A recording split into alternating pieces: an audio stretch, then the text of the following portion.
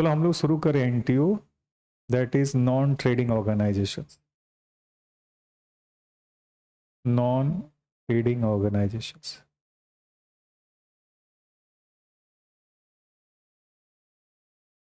या इसको हम बोल सकते हैं नॉन प्रॉफिट सीकिंग ऑर्गेनाइजेशन। ये तुम लोग के 10 मार्क्स का ज्यादातर आ रहा है। एक क्वेश्चन 10 मार्क्स का या कभी कभी 20 मार्क्स का, अधिकतर केस में 10 मार्क्स का ही क्वेश्चन इससे आता है, प्रैक्टिकल क्वेश्चंस। लेकिन ऑलमोस्ट हर टर्म में आता है। नॉन ट्रेडिंग ऑर्गेनाइजेशंस का फ्रीक्वेंसी अच्छा है, 10 मार्क्स का अधिकतर आता है, 20 मार्क्स का कभी कभी आता है। चलो आ जाओ शुरू करते हैं कि नॉन ट्रेडिंग ऑर्गेनाइजेशंस होता क्या है।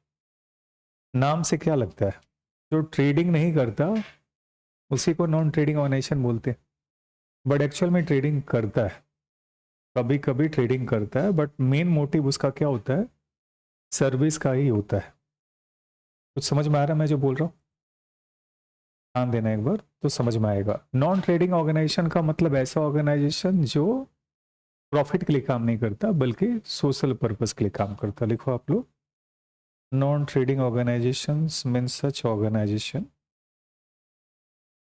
हाँ, समरी सीट में, और मार्क्स भी लिख लेना, 10 मार्क्स ही आता है, अधिकतर 10 मार्क्स का आता है, 20 मार्क्स का बहुत कम, रेयर। हाँ, non trading organisations means the organization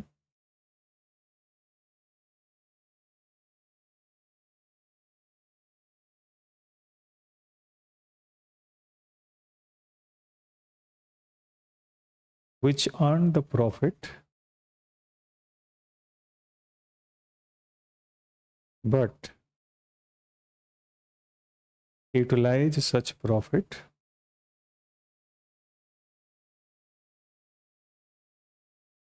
for social welfare, for social welfare। यानी जो उसका मकसद होता है सोशल वेलफेयर होता है। यानी कि एनटीओ का जो मुख्य वर्क है वो सोशल पर्पस ही है, बस उसका मकसद प्रॉफिट कमाना नहीं है। सर नाम आप लिखो, ट्रेडिंग ऑर्गेनाइजेशन ट्रेड करता है कि नहीं करता है? करता है।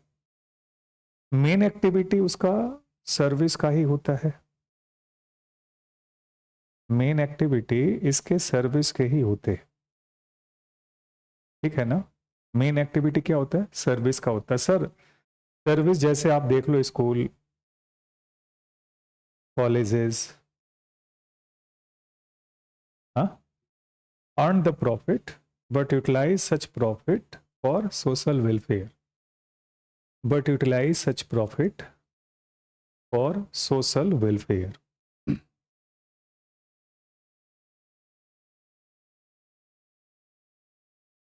ठीक है, अब देखो इसके अगर एक्टिविटी देखेंगे तो सिर्फ सर्विस एक्टिविटी मेन एक्टिविटी होता है उसका।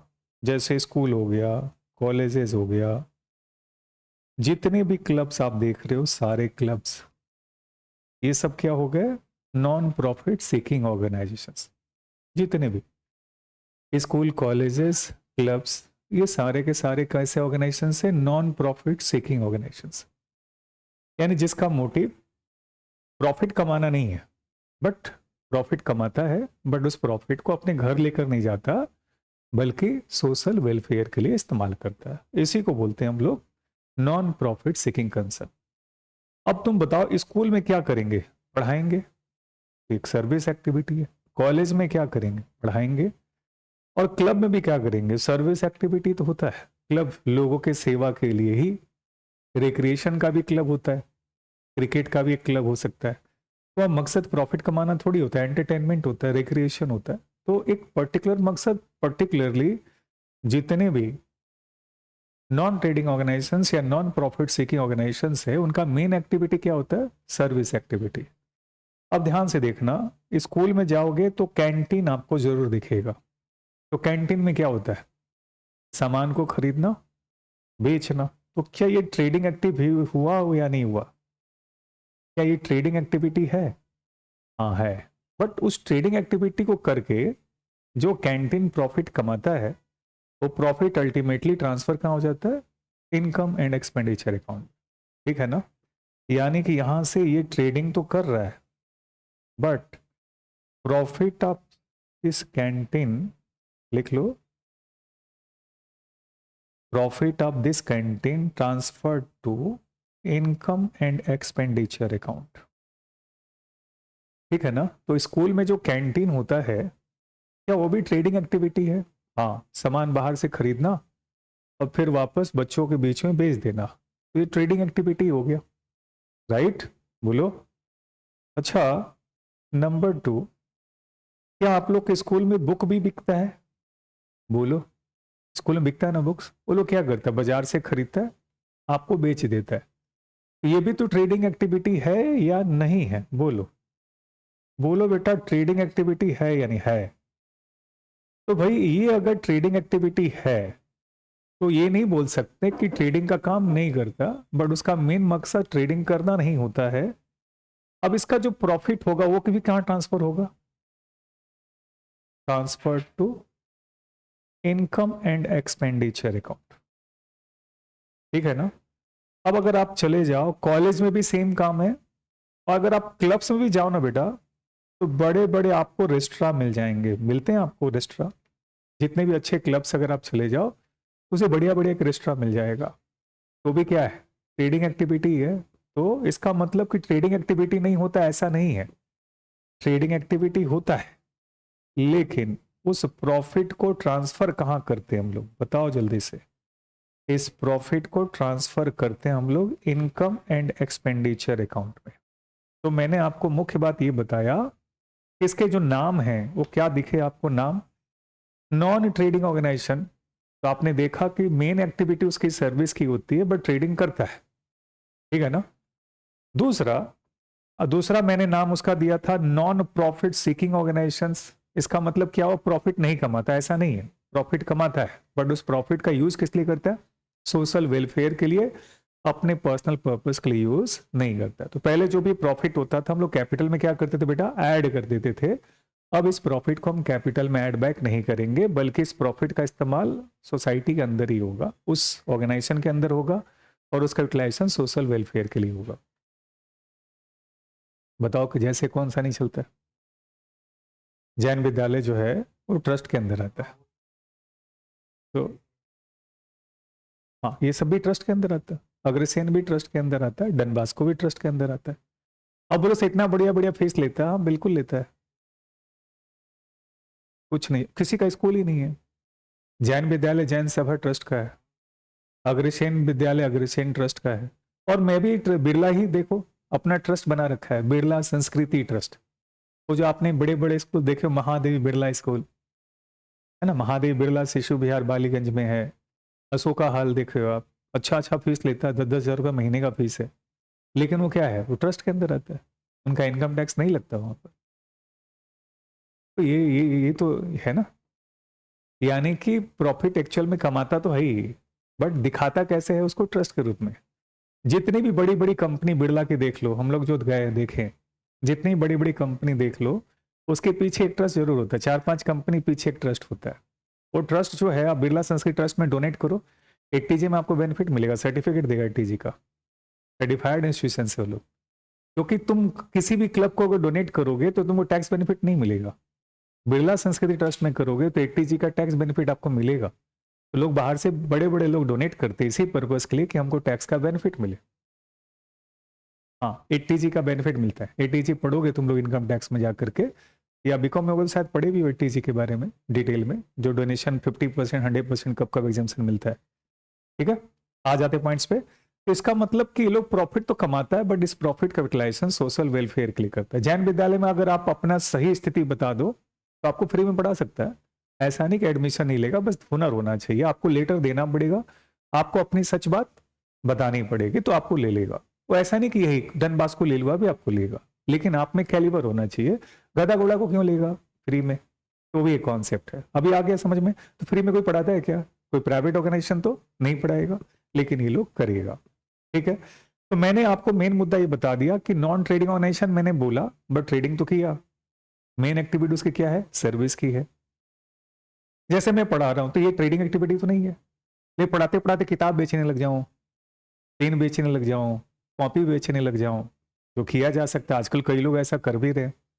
कि क्या है, trading activity, but main activity क्या है, पढ़ाना। अगर मैं ना पढ़ाऊं तो कौन आएगा मेरे पास, मान लो मैं यहाँ कैंटीन खोल लूं तो क्या है, ट्रेडिंग एक्टिविटी। अगर बच्चे ज्यादा आएंगे तो कैंटीन में जाकर खाएंगे पिएंगे, कोई दिक्कत नहीं। चीजें हजम हो गई, बातें समझ में आ गई, यस। तो मैंने बोला नॉन ट्रेडिंग ऑर्गेनाइजेशंस, और क्या बोला, ट्रेडिंग एक्टिविटीज, बुक्स वगैरह, ये सब मैंने आपको क्लियर कर दिया कि भाई नॉन ट्रेडिंग ऑर्गेनाइजेशन बोलते हैं बट ट्रेडिंग करते हैं, नॉन प्रॉफिट बोलते हैं बट प्रॉफिट हम कमाते हैं, लेकिन उस प्रॉफिट का यूटिलाइजेशन किस लिए करते हैं, केवल सोशल वेलफेयर के लिए। तो इसी को हम लोग नॉन ट्रेडिंग ऑर्गेनाइजेशन बोलते हैं। क्लियर हो गया।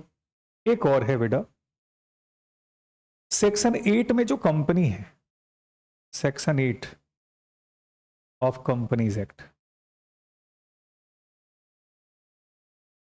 ये जो सेक्शन 8 की कंपनी है ना बेटा, ये भी एनटीओ कंपनी है। एनटीओ मतलब कि जो सेक्शन 8 में कंपनी बनता है, हम लोग कंपनीज एक्ट में जाके पढ़ेंगे, अपने सिलेबस में है लॉ के अंदर। तो जो सेक्शन 8 की कंपनी, उसका मकसद प्रॉफिट कमाना नहीं होता है, वो भी एनटीओ ही है, लेकिन हम लोग को ये नहीं पढ़ना है, यानी हमारे सिलेबस में नहीं है एनटीओ, लेकिन हमारे सिलेबस में नहीं, नॉट इन सिलेबस। सर क्यों, क्योंकि कंपनी का फाइनल अकाउंट हम लोग अभी सिलेबस में नहीं, इंटर में जाओगे तो आपको कंपनी का फाइनल अकाउंट पूरा मिलेगा पढ़ने के लिए। ठीक है, तो यहां पर हम लोग सिलेबस में नहीं है, इसलिए हम लोग इसको सेक्शन 8 की कंपनी को कवर नहीं करेंगे। ठीक है सर, तो कौन कौन सा कवर में, कौन कौन सा कवर है वो बता दो आप। जितने भी क्लब्स आप देख रहे हो, जितने भी क्लब्स आप देख रहे हो, वो सारे आपके सिलेबस में है। और कौन है, स्कूल, कॉलेजेस, ये आपके सिलेबस में है इनकम एंड एक्सपेंडिचर्स के लिए। कंपनीज एक्ट के हिसाब से जो कंपनी फॉर्म होती है वो हमारे सिलेबस में नहीं है, तो हमारा स्कोप नहीं होगा उसको पढ़ाने के लिए। ठीक है, क्लियर हो गया। तो तुमको ये समझ में आ गया कि नॉन ट्रेडिंग ऑर्गेनाइजेशंस क्या हो गया, ये भी समझ में आ गया, तुमको ये भी समझ में आ गया कि भाई non trading organisations mainly service activity होगा, बट उसके साथ में ट्रेडिंग भी हो सकता है। प्रॉफिट हम कमाएंगे बट यूटिलाइज उस प्रॉफिट को किस लिए करेंगे, केवल सोशल वेलफेयर के लिए। ठीक है, हम लोग का फोकस ज्यादा से ज्यादा किस पे होगा, क्लब्स पे। ये भी क्वेश्चन कभी कभी आता है, बट ज्यादातर तुम्हारे कहां से क्वेश्चन आता है बेटा, क्लब्स रिलेटेड जो क्वेश्चन है वो ज्यादा आता है, क्लब से क्वेश्चन ज्यादा आता है। ठीक है, क्योंकि क्लब जितने भी अगर आप देखोगे ना बेटा, वो सब के सब सिंगल इंडी सिस्टम को नॉर्मली फॉलो करते हैं। छोटे छोटे क्लब्स हैं तो बड़े बड़े अकाउंट्स ना बना करके वो सिंगल इंडी सिस्टम को ही फॉलो करते हैं, तो वही पोर्शन आपके सिलेबस में ज्यादातर एग्जाम में आता है। तो ज्यादातर एग्जाम में कौन सा आता है, वही आता है। अब मैं आता हूं, अब रह गया कि भाई आपने ट्रेडिंग पीएल और बैलेंस शीट पढ़ा होगा, तो उसके अपने कंटेंट्स हैं, लेकिन जो एनटीओज होंगे उनके सेम कंटेंट तो नहीं होंगे। सेम कंटेंट मतलब कि सोर्स ऑफ इनकम और उसके खर्चे के स्रोत के अलग अलग होंगे। जैसे अगर मान लो कि मैं एक ट्रेडिंग कंसर्न खोल रखा हूं, ठीक है, तो मैं गुड्स खरीदूंगा, बेचूंगा, वर्कर्स को वेजेस पे करूंगा एंड सो ऑन, राइट। लेकिन जो नॉन ट्रेडिंग ऑर्गेनाइजेशंस हैं उनके अपने तरीके के इनकम होंगे। तो मैं सबसे पहले किसको लेकर चल रहा हूं बेटा, क्लब्स को लेकर चल रहा हूं। किसको लेकर चलूंगा मैं सबसे पहले, क्लब्स को। मैं पहले क्लब्स की बात करूंगा। तो बताओ बेटा, क्लब्स का मेन सोर्स ऑफ इनकम क्या है, आप बताओ। क्लब के लिए मेन सोर्स ऑफ इनकम क्या हो सकता है, ये सब समरी सीट में लिखोगे आप लोग। क्लब्स के लिए मेन सोर्स ऑफ इनकम क्या होंगे, क्या चाहिए बोले बेटा, ज्वाइनिंग फी, हाँ ज्वाइनिंग फी बोल सकते हो, ज्वाइनिंग फी, या इसको हम बोल सकते हैं एंट्रेंस फी, राइट। ये तो, और बताओ, और कोई सोर्स है। हाँ बेटा ये बताओ बेटा, ये जो एंट्रेंस फीस है, क्या ये हर बार लगता है कि एक ही बार लगता है। तो जब एक ही बार लगता है तो ये कैसा रिसीट हो गया बेटा, कैपिटल रिसीट्स। इसके बारे में मैं बात लिखा दूंगा। और क्या कोई सोर्स ऑफ इनकम हो सकता है, और क्या कोई सिखाएगा। तो खर्चा हो गया। क्लब में अगर कोई सिखा रहा है तो खर्चा कर, तो मेंबरशिप फीस है ना, हाँ वो हर महीना मिले। और एक सब्सक्रिप्शन भी होता है ना बेटे, जितने भी बड़े क्लब्स होते हैं उनके मेन सोर्स ऑफ इनकम क्या होते हैं, सब्सक्रिप्शन और डोनेशन भी हो सकता है, राइट ना। ये सारे इसके मेन सोर्स ऑफ इनकम हो सकते हैं, लीगेसी भी हो सकता है। मैं इन सब मुद्दों पे बातें करूंगा। तो ये इनके अपने तरीके के सोर्स ऑफ इनकम्स हो गए, किसके लिए, क्लब्स के लिए। ठीक है, अब मैं थोड़ा सा कॉन्सेप्ट में चलता हूं, आगे बढ़ता हूं। अगर आप स्कूल कॉलेजेस देखोगे तो सब बड़े पैसे वाले हैं, एग्री करते हो। तो क्या वो बड़े बड़े अकाउंटेंट को हायर कर सकते हैं? हाँ, तो वो लोग डबल एंट्री सिस्टम को फॉलो करते हैं।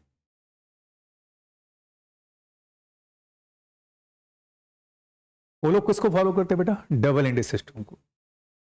लेकिन जो क्लब्स उग रहे हैं, छोटे छोटे जो क्लब्स है, जैसे दुर्गा पूजा ही सजा रहे, तो ठीक है, एक साल में मान लो 25 लाख 50 लाख का चंदा आया, खर्चे भी तो कर दिए ना लोगों ने। क्या वो लोग अकाउंटेंट रख सकते हैं? नहीं रख सकते। तो चाहे भी तो डबल एंट्री सिस्टम को फॉलो नहीं करते। तो भैया ऑर्गेनाइजेशंस इसके अंदर दो पार्ट में डिवाइड हो जाते हैं अपने अकाउंटिंग के लिए। एक ऑर्गेनाइजेशंस जो डबल एंट्री सिस्टम को फॉलो करता है, एक ऑर्गेनाइजेशंस जो डबल एंट्री सिस्टम को फॉलो करता है,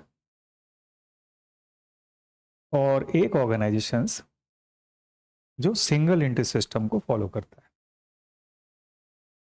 अब जो डबल एंट्री सिस्टम है वो तो स्कूल कॉलेजेस करेंगे ही करेंगे, राइट ना बेटा। और जब डबल एंट्री सिस्टम को फॉलो करते हैं ना, तो हमको ट्रायल बैलेंस मिल जाता है, एग्री करते हो? हाँ या ना बोलो। डबल एंट्री सिस्टम में आपको क्या मिल जाता है, ट्रायल बैलेंस मिल जाता है। डबल एंट्री सिस्टम के अंदर आपको ट्रायल बैलेंस मिल जाता है। सिंगल एंट्री सिस्टम में चाहो भी तो ट्रायल बैलेंस नहीं बन पाएगा। सिंगल एंट्री सिस्टम क्या होता है पता है ना आप लोग को, कि बताना होगा, बताना होगा, बता दूं? लिखो, लिखो, सिंगल एंट्री सिस्टम को और क्या नाम से जानते हैं, इससे समझ में आ जाएगा, इनकम्प्लीट रिकॉर्ड्स भी बोलते हैं, इनकम्प्लीट रिकॉर्ड्स। अब नाम से समझ में आ गया होगा कि क्या है सिंगल एंट्री सिस्टम, है ना। इनकम्प्लीट रिकॉर्ड्स यानी कि कंप्लीट रिकॉर्डिंग नहीं होता है। होता क्या सिंगल एंट्री सिस्टम, लिख लो, single entry system means the system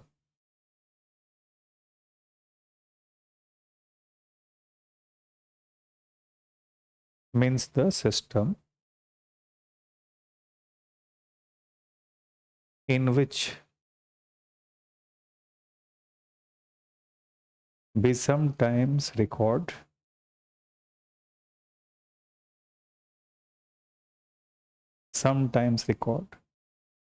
single aspect of transaction.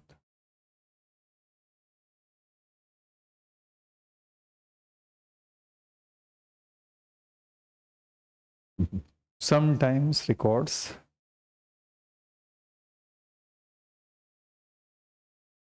double aspect of transaction.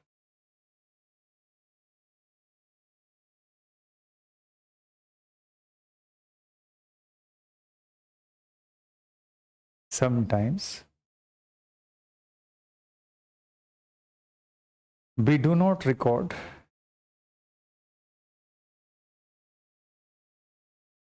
transactions at all. यानी कभी कभी तो हम लोग सिंगल एस्पेक्ट को रिकॉर्ड करते हैं, कभी कभी डबल एस्पेक्ट को रिकॉर्ड कर लेते हैं, कभी कभी सिंगल एस्पेक्ट को रिकॉर्ड करते हैं, कभी कभी डबल एस्पेक्ट को रिकॉर्ड कर लेते हैं, और कभी कभी हम लोग रिकॉर्ड ही नहीं करते, ट्रांजेक्शन्स को रिकॉर्ड ही नहीं करते। ठीक है, तो कभी कभी हम लोग सिंगल एस्पेक्ट को रिकॉर्ड करते हैं, कभी कभी डबल एस्पेक्ट को, कभी कभी हम लोग ट्रांजेक्शन्स को रिकॉर्ड ही नहीं करते। इसको सिंगल एंडेड सिस्टम बोलते हैं। सर ऐसा क्यों, बताओ आप। अब देखो, सिंगल एंडेड सिस्टम जो होता है ना बेटा, जो बनाने वाला होता है वो एक प्रोफेशनल नहीं होता है। और आप लोग या घर की मम्मी जितने भी हैं, सभी लोग अकाउंट्स मेंटेन करते हैं। सर मेरी मम्मी तो अकाउंट नहीं मेंटेन करती, करती है ना। वो डायरी में लिखती रहती पापा ने कितना पैसा दिया, कितना खर्चा हुआ। कई लोग देखना कैलेंडर में नोट करते हैं, आज दूध वाला दूध दे गया, इतना पैसा इतना पैसा। तुम भी ऐसा ही करता होगा। या बच्चे होते हैं हम लोग छोटे, आप जब बच्चे थे छोटे तो आपको मान लो आज 50 रुपया दिए पापा ने, देना था 100 रुपया, 50 ही दिए, बोले पापा 50 बाकी दे देना, है ना। फिर आप क्लास में जाते हो, कोई खर्चा कर दिए तो 50 लेके आए थे, माइंड में कैलकुलेशन हो तो लिखते नहीं हो, 50 रुपये लाए थे, अच्छा 21 रुपया खर्चा हो गया, 29 होगा मेरे जेब में। ऐसा करते हो कि नहीं करते हो? ये कैलकुलेशन करते हो। अगर कोई दोस्त है तुम्हारा और तुमसे पैसा मांगा, तुमने दे दिया, तो तुम उसका नाम याद करके रखते हो कि उसको देना है। तो हम लोग क्या मेंटेन बनाते, क्या कैशबुक बनाते, एक तरह का कैशबुक ही है, कितना पैसा मिला और कितना हम पेड किए, तो एक तरह से कैशबुक हम बना लेते हैं। वो कैशबुक है। जैसे मेरा भाई है, उसको अकाउंट्स थोड़ी आता है, अकाउंट्स असिस्टेंट नहीं रहा है, तो उसको अगर बनाना हो तो मैंने जो पैसा दिया वो रिसीप्ट दिखा देता है, और जो खर्चा करता माइनस करता जाता है। एक तरह का क्या है, कैशबुक है। ऑर्गेनाइज तरीका नहीं है। तुम्हारी मम्मी को आता है बनाना, लिखना सबको आता, कितना पैसा मिला और कितना खर्चा हुआ, बट फर्क इतना है कि ऑर्गेनाइज तरीके से नहीं लिखेगी। डबल एंट्री सिस्टम होता तो क्या होता, ऑर्गेनाइज तरीके से लिखा जाता है। ऑर्गेनाइज तरीके बना तो रही है कैशबुक, अब वो सैलरी अकाउंट है ना तेना अकाउंट वो प्रिपेयर नहीं कर सकती मम्मी, खाली क्या बनाती है, एक तो कैशबुक बना लेती है, और एक काम याद रखती है कि किसको कितना पैसा देना है और किससे कितना लेना है। ये नाम नोट करके रखना जरूरी है, क्योंकि मान लो सेजल तुमने पैसा दे दिया रोशन को 500 रुपया, तो कल को भूल भी सकता है, तो उसका नाम याद रखना पड़ेगा, भैया मैंने 500 रुपया दिया है, लेना है। या अगर आपने किसी सामान खरीदा तो उसका भी नाम नोट करके रखते कि हम लोग को कितना पैसा देना है। अब बताओ तुम्हारी मम्मी क्या salary account, furniture account, fix assets account बना सकती है? तो पॉसिबल नहीं है। कैशबुक पक्का बनाएगी और पार्टी का नाम जरूर याद रखेगी। तो सिंगल एंट्री सिस्टम का मतलब कौन फॉलो करता है? पान वाला, दूध वाला, जितना छोटा छोटा जो ऑर्गेनाइजेशन है वो, हाँ एक आम आदमी। तो जो क्लब भी है ना बेटा, वो भी तो बड़े क्लब भी और छोटे क्लब भी। तो मैं किस क्लब की बात कर रहा हूँ? छोटे वाले क्लब की बात कर रहा हूँ। और तुम्हारे एग्जाम में जो ज्यादातर आएगा वो कौन सा? ये छोटे वाले क्लब ही आएंगे जो कौन सा सिस्टम फॉलो करते हैं? सिंगल एंट्री सिस्टम फॉलो करते हैं। क्योंकि जो डबल एंट्री सिस्टम फॉलो करेगा उसका तो ट्रायल बैलेंस आ जाएगा, और ट्रायल बैलेंस से फाइनल अकाउंट तो बनाना आता ही है, मैं सिखाऊंगा भी आपको। आगे बात समझ में? तो भाई हम लोग जो खास तौर से जो इसमें सॉल्व करने वाले वो कौन सा सिस्टम? Single entry system. तो तुमको अब ये बात तो समझ में आ गया होगा ना कि जो भी सिंगल एंट्री सिस्टम फॉलो करने वाले लोग हैं वो क्या बनाते हैं? कैशबुक और पर्सनल अकाउंट, उसके अलावा नहीं बनाते। तो लिख लो आप लोग, the concern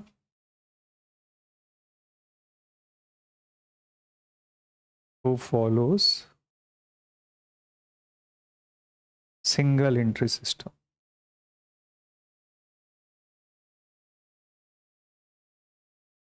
at least prepare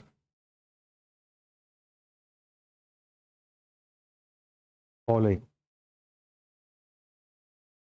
पहला वो लोग बनाते हैं कैशबुक, दूसरा बनाते हैं पर्सनल अकाउंट। पर्सनल अकाउंट का मतलब डेटर अकाउंट, किसको पैसा देना है, और क्रेडिटर्स अकाउंट, किसको पैसा, सॉरी किससे पैसा लेना है और किसको पैसा देना है। ठीक है, किससे लेना है और किससे देना है, ये हम लोग लिख के रख लेते हैं। तो डेटर अकाउंट बना लेते हैं और पर्सनल अकाउंट के रूप में डेटर और क्रेडिटर्स का अकाउंट बना लेते हैं। तो ये हो गया तुम्हारा कौन सा? Single entry system. ठीक है, हाँ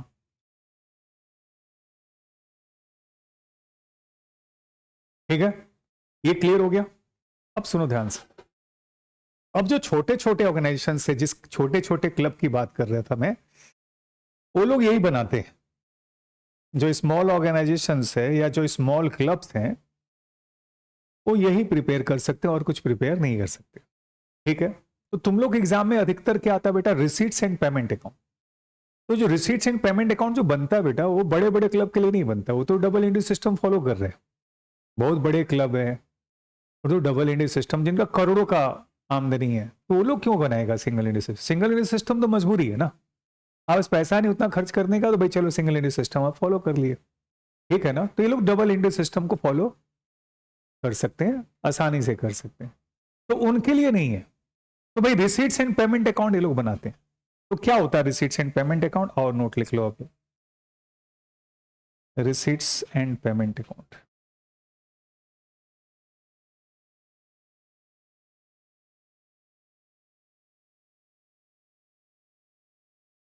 रिसीट्स एंड पेमेंट अकाउंट। क्या मैं मानूं कि तुमको कैश बुक आता है या नहीं आता? आता है कैश बुक। डेबिट साइड में रिसीट दिखाते हो, क्रेडिट साइड में पेमेंट। कैश बुक जो हम लोग डेली बनाते हैं, डेली जो पैसा आता है हम लोग रिसीट दिखा देते हैं, डेली जो हम पेमेंट करते हैं डेली पेमेंट दिखा देते हैं, यानी हम लोग डे टू डे बेसिस पे रेगुलरली हम इस एंट्री को रिकॉर्ड करते रहते हैं, उसको बोलते हैं cash book.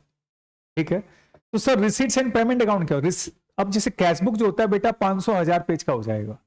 Receipts and payment account क्या होता है? Summary of the cash book होता है, यानी कि हम एक ही पेज में पूरे कैश बुक को उतार लेते हैं। कैसे, मैं भी बताऊंगा आपको।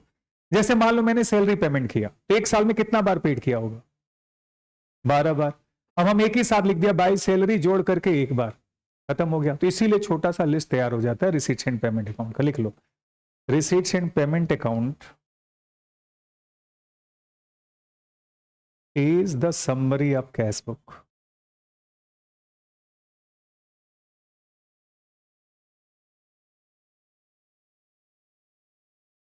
in which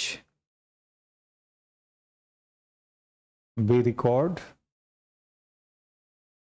all receipts and all payments। सभी समरी वाले बुक में लिखना, 2 कॉपी बना लेना, एक कॉपी में मेन जिसमें सम्स कराओगे और एक में नोट्स लिखोगे। Receipts and all payments.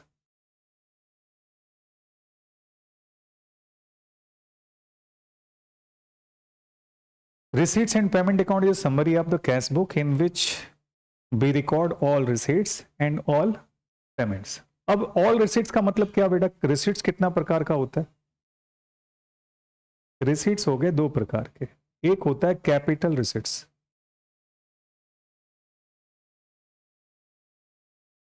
और दूसरा होता है रेवेन्यू receipts।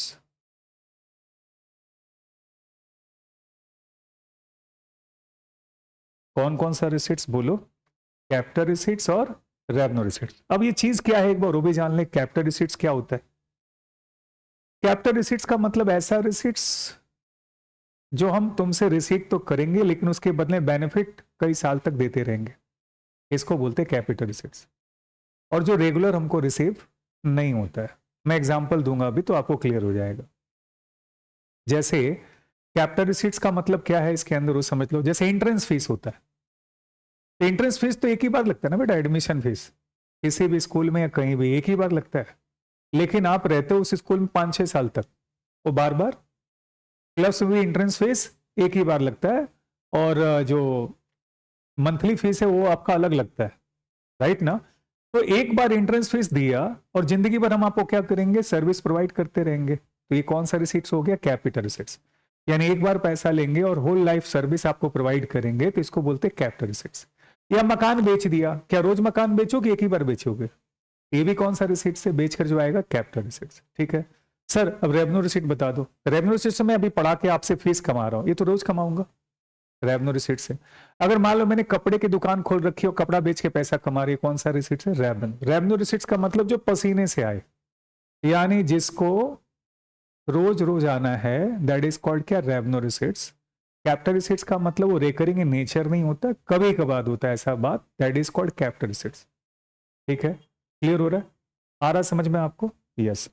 तो कैपिटल रिसीट समझ में आ गया होगा। रेवेन्यू रिसीट्स, इसका मतलब कैपिटल रिसीट्स, कैपिटल रिसीट्स जो है बेटा लायबिलिटी का नेचर हो गया, ये तुम्हारा इनकम नहीं हुआ। ठीक है ना। और जो रेवेन्यू रिसीट्स हो गया वो तुम्हारा क्या हो गया? इनकम नेचर का हो गया। ठीक है। अच्छा, इसी प्रकार से पेमेंट में भी 2 पेमेंट आएंगे इससे रिलेटेड, पहला कैपिटल और दूसरा रेवेन्यू। अब कैपिटल पेमेंट किस लिए? आपने मकान खरीदा, दुकान खरीदा, land, building, plant and machinery, ये सब आपने खरीदे, ये सब के सब क्या हो गए? Capital payment. और रेवेन्यू पेमेंट्स क्या हो गए? रेवेन्यू पेमेंट जैसे आपने इलेक्ट्रिसिटी बिल पेड कर दिया या आपने सैलरी पेड कर दिया, ये सब कौन से पेमेंट है? रेवेन्यू। क्यों रेवेन्यू? क्योंकि जिंदगी भर पे करना है। बिजली का बिल हर महीने ही आता है, ऐसा थोड़ी कि एक दिन लगेगा अगले दिन नहीं लगेगा। जैसे मैंने सीसीटीवी कैमरा लगाया, बाहर भी लगाया, वो कौन सा पेमेंट है? कैपिटल पेमेंट है, रोज रोज थोड़ी लगाना है। लेकिन जो बिजली बिल होगा वो क्या आएगा? रेगुलर आएगा। बेंच मैंने एक बार बना दिया, कैपिटल पेमेंट, अब ये बार बार नहीं खरीदना पड़ रहा है, राइट ना। लेकिन जो पेपर या जो मैं बुक तुमको देता हूं वो क्या है, बार बार खरीदना पड़ता है, बार बार हमको देना पड़ता है। तो कौन सा पेमेंट हो गया, रेवेन्यू। तो रिसीट्स एंड पेमेंट अकाउंट क्या हो गया, summary of the cash book, जिसके अंदर हम सारे रिसीट्स और सारे पेमेंट को दिखाते हैं। आओ बनाते कैसे receipts and payment account, summary sheet में बनाना।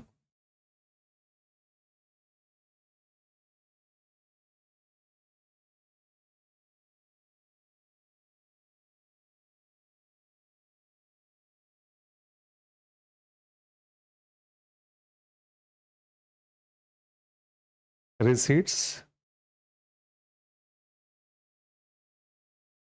And payments account,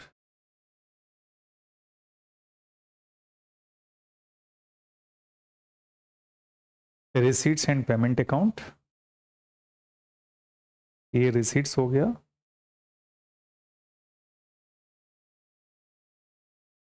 amount rupees, payments,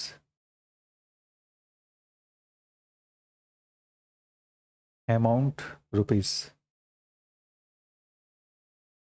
अब जैसा कि मैंने बोला, अच्छा एक और चीज लिख देना, फॉर द ईयर एंडेड, याद रखना, क्योंकि हर साल के लिए बनता है, जिस ईयर का होगा उस ईयर के लिए।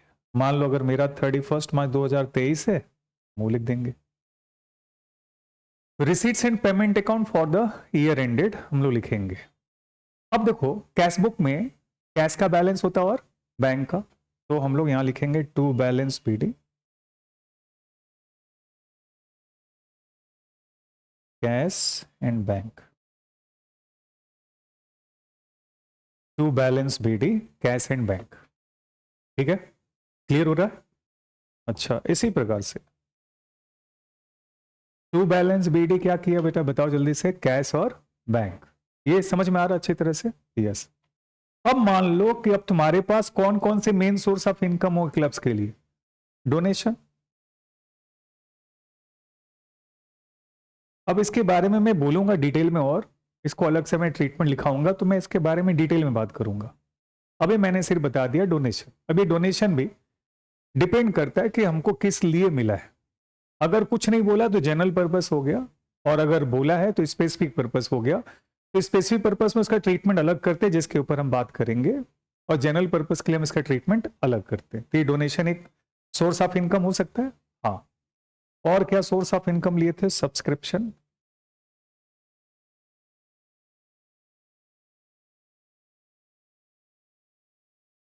सब्सक्रिप्शंस, और क्या सोर्स ऑफ इनकम हो सकता है, legacy, entrance fees,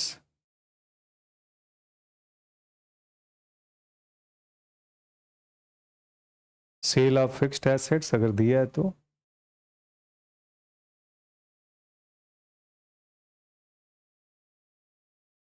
sale of fixed assets,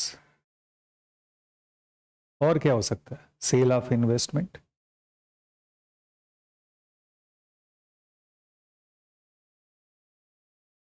तो ये सारी चीजें हम लोग, और भी बहुत सारे आइटम, मैंने कुछ आइटम्स ही बात की है। अब इसके खर्चे भी स्पेशल होंगे अपने। तो भैया सैलरीज तो पहले भी पेड करते थे, यहां भी पेड करना होगा, क्योंकि बिना पैसे दिए एक आदमी कहां मिलेगा, तो पैसा तो उनको भी देना पड़ेगा। अच्छा, उनके मैदान हो सकते हैं, क्रिकेट वगैरह के क्लब होंगे तो मैदान हो सकते हैं, तो ग्राउंड आपके,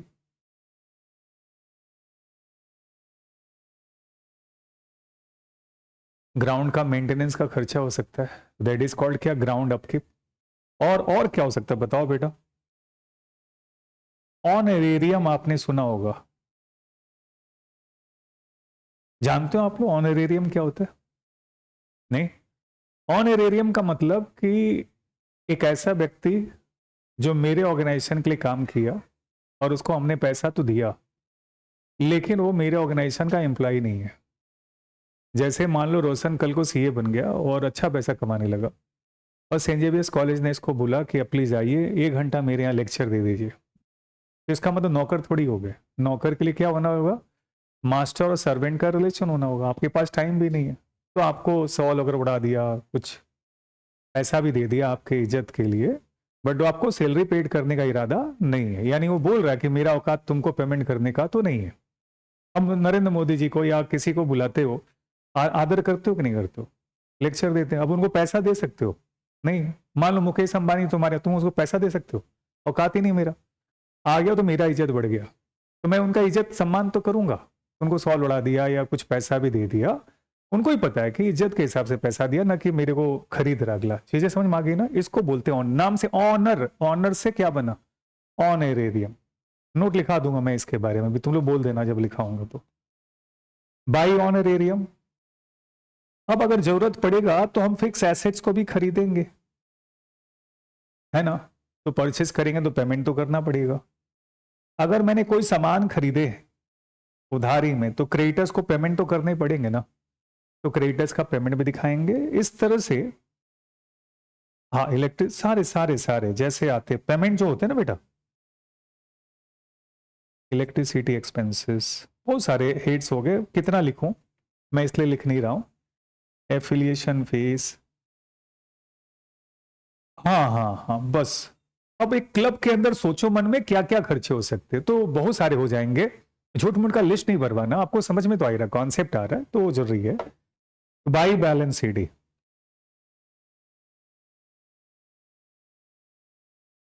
ये कैश हो सकता है और ये बैंक, ये दिखा देंगे बस, और इसको टोटल कर देंगे। हाँ बोलो बेटा। नहीं बेटा, ये रिसीट्स एंड पेमेंट अकाउंट जो होता है ना, समराइज होता है, तो बस कॉलम हो, तो कहाँ जानते हो ये अकाउंट तो है नहीं। इन the real sense receipts and payment account double entry system को फॉलो नहीं करता है, ये कैश बुक को कॉपी पेस्ट कर लेता है। तो कैश बुक में टू बैलेंस दिया होगा, उतार लेंगे, सारा रिसीट्स को समराइज कर देंगे। जैसे एग्जांपल, डोनेशन एक बार थोड़ी मिला होगा, एक साल में 150 बार मिला होगा, तो 150 का जोड़ के एक साथ दिखा दिया, तो अकाउंटिंग थोड़ी हो, है ना? तो वो बैलेंस यहाँ निकालना नहीं है, कॉपी करके पेस्ट कर लेना। कहाँ से? कैश बुक से। यानी मैंने कैश बुक के 500 पेजेस को एक पेज में कन्वर्ट कर दिया। इससे क्या फायदा हो? अकाउंट बनाना आसान होगा।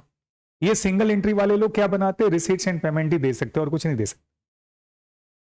तो डबल एंट्री सिस्टम वाला, उनके पास तो ट्रायल बैलेंस है ही, उनको तो कोई दिक्कत नहीं है। ये कौन देता है receipts and payment? Single entry वाले लोग। डबल एंट्री वाले तो ट्रायल बैलेंस दे सकते हैं, सिंगल एंट्री में आप ट्रायल बैलेंस नहीं बना सकते, आपको पता है। Trial balance can not be formed under the single entry system. Why? मैंने बोला कभी एक एस्पेक्ट रिकॉर्ड करता, कभी डबल, कभी रिकॉर्ड ही नहीं करता, तो वैसे केस में ट्रायल बैलेंस कहां से बनेगा? In the real sense trial balance ही फाइनल अकाउंट बनाना चाहिए, लेकिन अब चाहे भी तो दे नहीं सकता ट्रायल बैलेंस, तो हमको इसी से फाइनल अकाउंट बनाना होगा। किससे? रिसीट्स एंड पेमेंट अकाउंट से। चीजें हजम हो गई, क्लियर हो गया? तो रिसीट्स एंड पेमेंट अकाउंट कैसे बनेगा समझ में आ गया? एक बार किताब निकालो एक बार तो तुम लोग पहले, उसमें से एक बार रिसीट्स एंड पेमेंट अकाउंट को देख लेते हैं, और उसमें बताओ पेज नंबर कितना है। मैं भी खोल लेता हूं।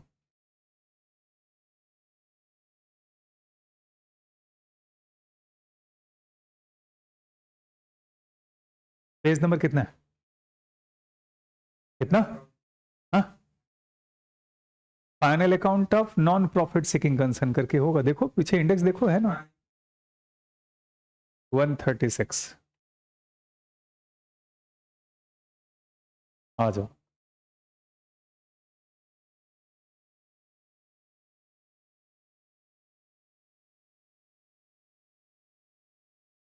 अच्छा, ये पहले का।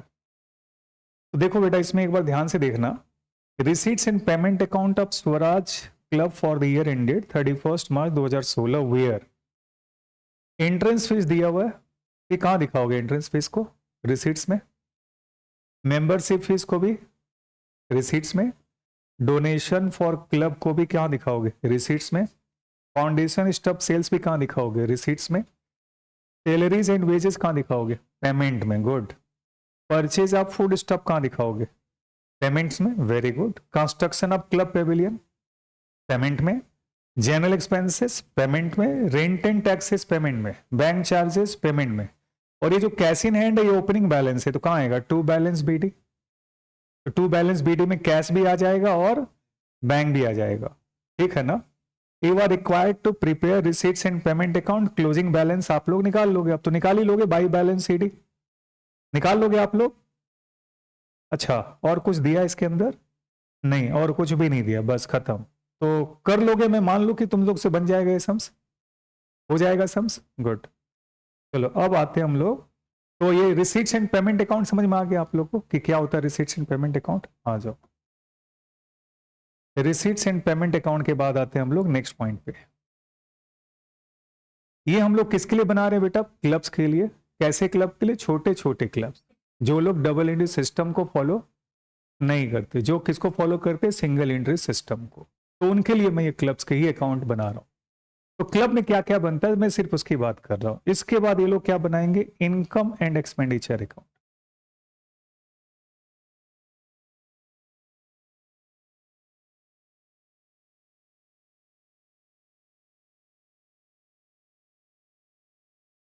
फॉर द ईयर एंडेड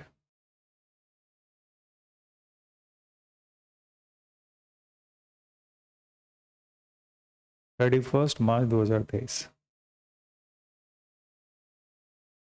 हाँ बोलो बेटा। यही बनाना है आप, यही तो बनाना है। क्या बोले बेटा, तुम कुछ बोल रहे थे?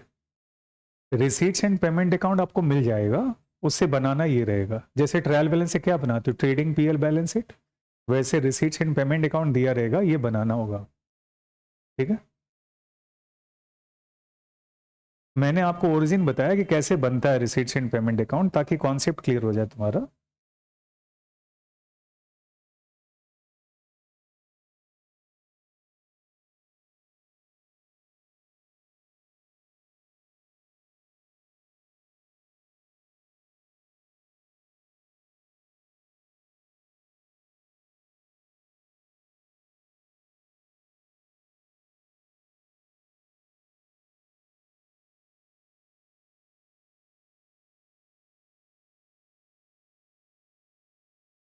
Income,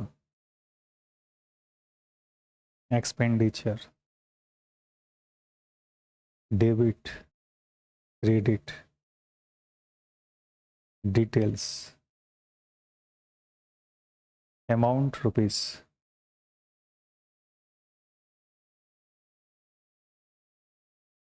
amount rupees.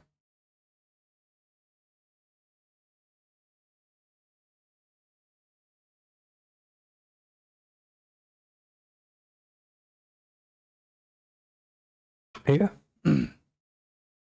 अब इनकम एक्सपेंडिचर के लिए यहां नीचे नोट लिख लेना।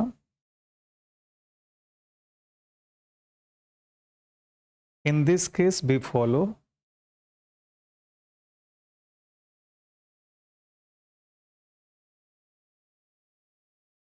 accrual basis of accounting. In this case we follow accrual basis of accounting. अब ये एक्रूअल बेसिस का मतलब क्या होता है पता है ना आप लोग को? मालूम है एक्रूअल बेसिस क्या होता है? In this case we follow which basis? Accrual basis. Accrual basis का मतलब क्या होता है मालूम है? Income for the year should be recorded whether it is received और नॉट।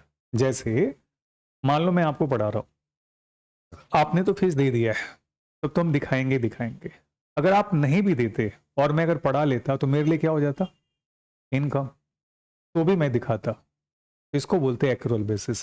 जैसे एग्जांपल देता हूं, मान लो मैंने 10,000 का गुड्स बेचा है और आपने अभी तक पैसा नहीं दिया, फिर भी मैं सेल दिखाऊंगा। इसको क्या बोलते हैं? Accrual basis. कैश बेसिस में क्या होता है? जब पैसा मिलता तभी इनकम दिखाता, अदरवाइज नहीं दिखाता। तो लिख लो आप लोग, इसका मतलब क्या होता है? Income for the year, note वाले बुक में लिखना, income for the year should be credited whether it is received or not. Whether it is received or not. Expense for the year. Expense for the year should be recorded. Should be debited. Whether it is paid or not. इसका मतलब क्या हुआ बेटा? यानी मेरे पास बिजली का bill आ गया लेकिन मैंने पेमेंट नहीं किया, उससे क्या हुआ, एक्सपेंस हो चुका है, बिकॉज हमने उसका बेनिफिट ले लिया है। एक्सपेंस का मतलब समझते हो ना बेटा, एक्सपेंस का मतलब क्या होता है? एक्सपेंस का मतलब आपने बेनिफिट रिसीव कर लिया, यानी कि एक्सपेंस हो गया। यानी आप पुचका खा गए, आपको आनंद आ चुका है, तो खर्चा हो गया, तुम पेड करो या ना करो, या तो पेड कर दो उसी वक्त या बोलो हम कल दे देंगे। और जिसका तुमने फुचका खाया और छोड़ देगा पैसा, वो तो पूरा पूरा पैसा वसूल करेगा ही करेगा। तो एक्सपेंस उसी वक्त हो जाता है जिस वक्त आप उस सर्विस को एंजॉय कर लेते हो, ठीक है ना। जैसे मैं अभी पढ़ा रहा हूं, आप पढ़ लिए हो, तो तुम्हारे लिए खर्चा हो गया और मेरे लिए क्या हो गया, इनकम हो गया। आपने जो पैसा दे दिया मुझे ऑलरेडी, वो मेरा इनकम नहीं, वो मेरा लायबिलिटी है। इनकम कब बनेगा, जब मैं कोर्स पूरी तरह कंप्लीट कर दूंगा। तो कॉन्सेप्ट समझ में आ गया। एक्सपेंस का मतलब बेनिफिट रिसीव्ड हो गया, ठीक है ना। और इनकम का मतलब क्या हुआ, इनकम का मतलब सर्विस गिवन, सर्विस गिवन। अगर गुड्स होगा तो गुड्स आपने बेच दिया है, तो इसको हम लोग बोलते हैं एक्सपेंस और इनकम। एक्सपेंस होने से क्या होगा, एक्सपेंस की वजह से कैपिटल कम हो जाएगा। सर कैपिटल क्यों कम हो जाएगा, क्योंकि आपका प्रॉफिट कम हो जाएगा। प्रॉफिट अगर कम होगा तो क्या होगा, कैपिटल कम हो जाएगा। अब ध्यान देना बेटा, यहां पर कैपिटल नहीं हो, यहां क्या होगा, कैपिटल फंड होगा। क्यों, क्योंकि वहां पर हम, मेरा मेन मोटिव बिजनेस करना था, पैसा कमाना, यहां मेरा पैसा कमाना मकसद नहीं है, तो ये क्या हो गया, कैपिटल फंड में यहां पर आएगा। ठीक है, क्लियर हो गया।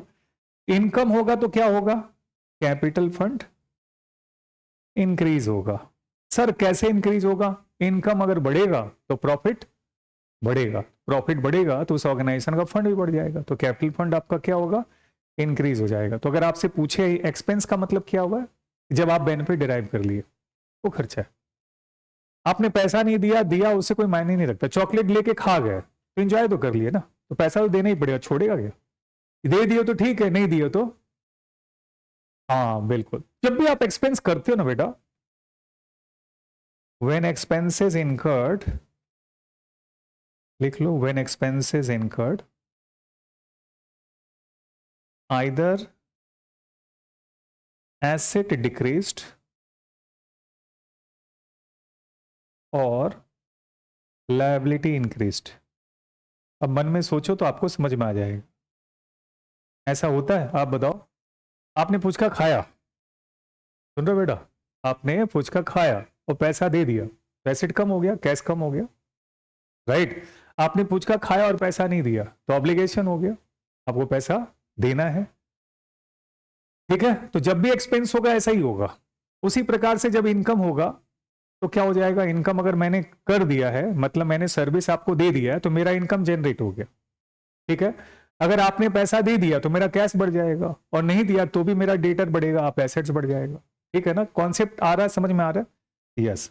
तो ये एक्सपेंस और इनकम का कॉन्सेप्ट, यानी कि एक्सपेंस या इनकम इस बात का मोहताज नहीं है कि हमको पैसा मिला या नहीं मिला, या मैंने पेड किया या नहीं किया। अगर खर्चा है तो दिखाना है, चाहे मैंने पैसा दिया है या नहीं दिया। अगर इनकम है तो दिखाना है, क्या आपने पैसा मुझे दिया या नहीं दिया। कैश बेसिस अकाउंटिंग क्या करता है, पैसा मिलने पे रिकॉर्ड करता है, और हम लोग कैश बेसिस को फॉलो यहां पर नहीं करते। कौन सा बेसिस फॉलो करते, एक्रूअल। ये पहला पॉइंट हो गया, एक्रूअल बेसिस फॉलो करते। नोट नंबर 2 में आ जाओ। ओनली रेवेन्यू एक्सपेंडिचर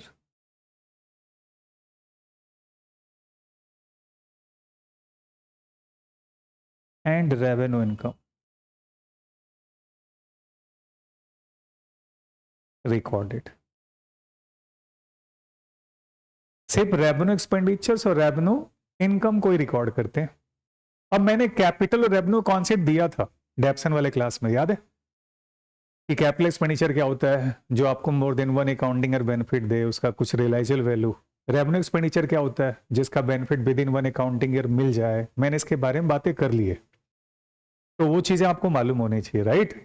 इसका मतलब ड्यूरिंग द ईयर जो मैं फीस कमा रहा हूं, मेरा रेवेन्यू इनकम है, और जो मैं तुम्हारे लिए खर्चा कर रहा हूं मेरे लिए क्या है, रेवेन्यू एक्सपेंडिचर। कैपिटल एक्सपेंडिचर क्या हो, कोई संपत्ति खरीद रहा हूं, वो मेरे लिए क्या है, कैपिटल एक्सपेंडिचर, ठीक है। आ जाओ, तो क्या क्या दिखाना अपने को, सारे रेवेन्यू रिसिट्स दिखाने और सारे रेवेन्यू एक्सपेंडिचर दिखाने, ठीक है। यानी कौन से नेचर के एक्सपेंडिचर, रेवेन्यू। अब देखो इसमें मैंने जो कुछ खर्चे दिखाए, सैलरीज दिखाएंगे, हाँ, ग्राउंड अपकेप दिखाएंगे, ऑनरेरियम दिखाएंगे, फिक्स एसेट्स नहीं दिखाएंगे, ये तो एसेट्स हो गया, क्रेडिटर्स नहीं दिखाएंगे, इलेक्ट्रिसिटी दिखाएंगे, एफिलिएशन दिखाएंगे, और दिखा देते हैं, ये सब रेवेन्यू नेचर के, टू सैलरीज। और क्या था, ग्राउंड अपकेप, और क्या था बेटा, ऑनरेरियम, लिखते चले जाओ,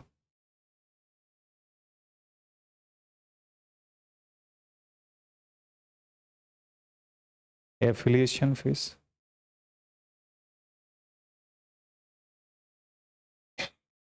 इनकम के रूप में सब्सक्रिप्शन दिखाएंगे,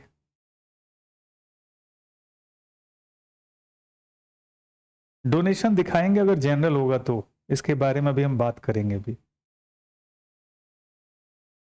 डोनेशन दिखाएंगे तभी जब वो जनरल होगा तब। इसके अलावा और कौन सा इनकम दिए थे, लिगेसी नहीं दिखाएंगे, एंट्रेंस फीस भी नहीं दिखाएंगे क्योंकि ये कैपिटल नेचर का है, सेल ऑफ फिक्स्ड एसेट्स भी नहीं दिखाएंगे, सेल ऑफ इन्वेस्टमेंट भी नहीं दिखाएंगे। अगर मान लो हॉल बना रखे हैं तो हायर ऑफ हॉल दिखा सकते हैं, मान लो मैंने अपना हॉल भाड़े पे दिया है तो ये आ सकता है। तो ध्यान ये रखना है कि हमको रेवेन्यू एक्सपेंडिचर और रेवेन्यू इनकम ही दिखाना है, कैपिटल एक्सपेंडिचर और कैपिटल इनकम नहीं दिखाना। और एक और बात, सिर्फ एक साल का ही दिखाना है, इस साल का, जिस ईयर का बना रहे हैं। वहां नोट लिख लो, नोट लिख रहे थे ना आप लोग, note number 3, be record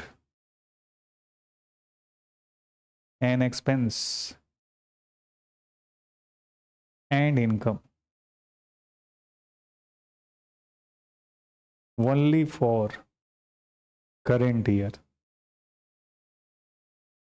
only for current year. मैं एज्यूम कर लेता हूं कि मेरा 2023 करेंट ईयर है, ठीक है, मैं इसी बेस पे सम्स कराऊंगा आप लोग को। तो हम किसको रिकॉर्ड करेंगे, सिर्फ 2023 को, यानी कि हम इनकम एक्सपेंडिचर में 23 छोड़कर किसी को नहीं देखेंगे, ना 22 देखेंगे ना 24 देखेंगे। We are only interested in 2023। Receipts and payment account में क्या होता है बेटा, जो कोई मतलब ही नहीं, पैसा मिलना चाहिए। जैसे मान लो कोई बंदा आया और मेरे भाई से बोला कि सर हम गलती से पिछले साल फीस ही नहीं दिए थे, सर आप ले लीजिए, तो क्या मना कर देगा, ले लेगा। तो क्या इनकम एक्सपेंडिचर में दिखाएंगे क्या, नहीं, हाँ दिखाएंगे, रिसीट्स एंड पेमेंट अकाउंट। तो रिसीट्स एंड पेमेंट अकाउंट ये रिकॉग्नाइज नहीं करता कि कौन से ईयर का है, जो भी ईयर हो सब ले लेगा। वो कैपिटल है, रेवेन्यू रिसीट है, बस रिकॉर्ड करो, जो कैपिटल रेवेन्यू से लेना देना नहीं है। इसको रेवेन्यू से भी लेना देना है और सिर्फ ईयर से भी लेना देना। कौन सी ईयर दिखाएगा, 2023। 2023 के अलावा किसी और को रिकॉर्ड नहीं करेगा। नोट लिख लियो ना तुम लोग, be record an expense in income only for the year current year.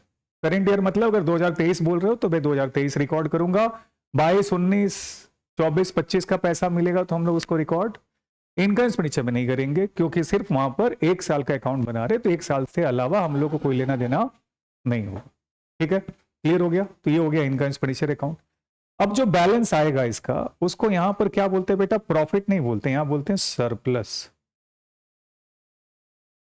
क्या बोलते हैं, बोले बेटा सरप्लस, रिजर्व एंड सरप्लस नहीं, सरप्लस। और ब्रैकेट में लिख देते हैं, लिख लो excess of income over expenditure.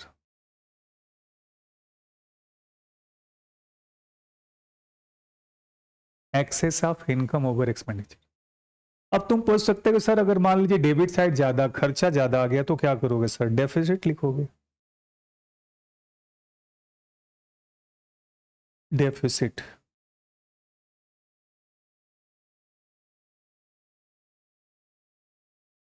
नीचे लिखोगे excess of expenditure over income. Excess of expenditure over income, that is called क्या, डेफिसिट। इसको जोड़ लेते हैं हम लोग,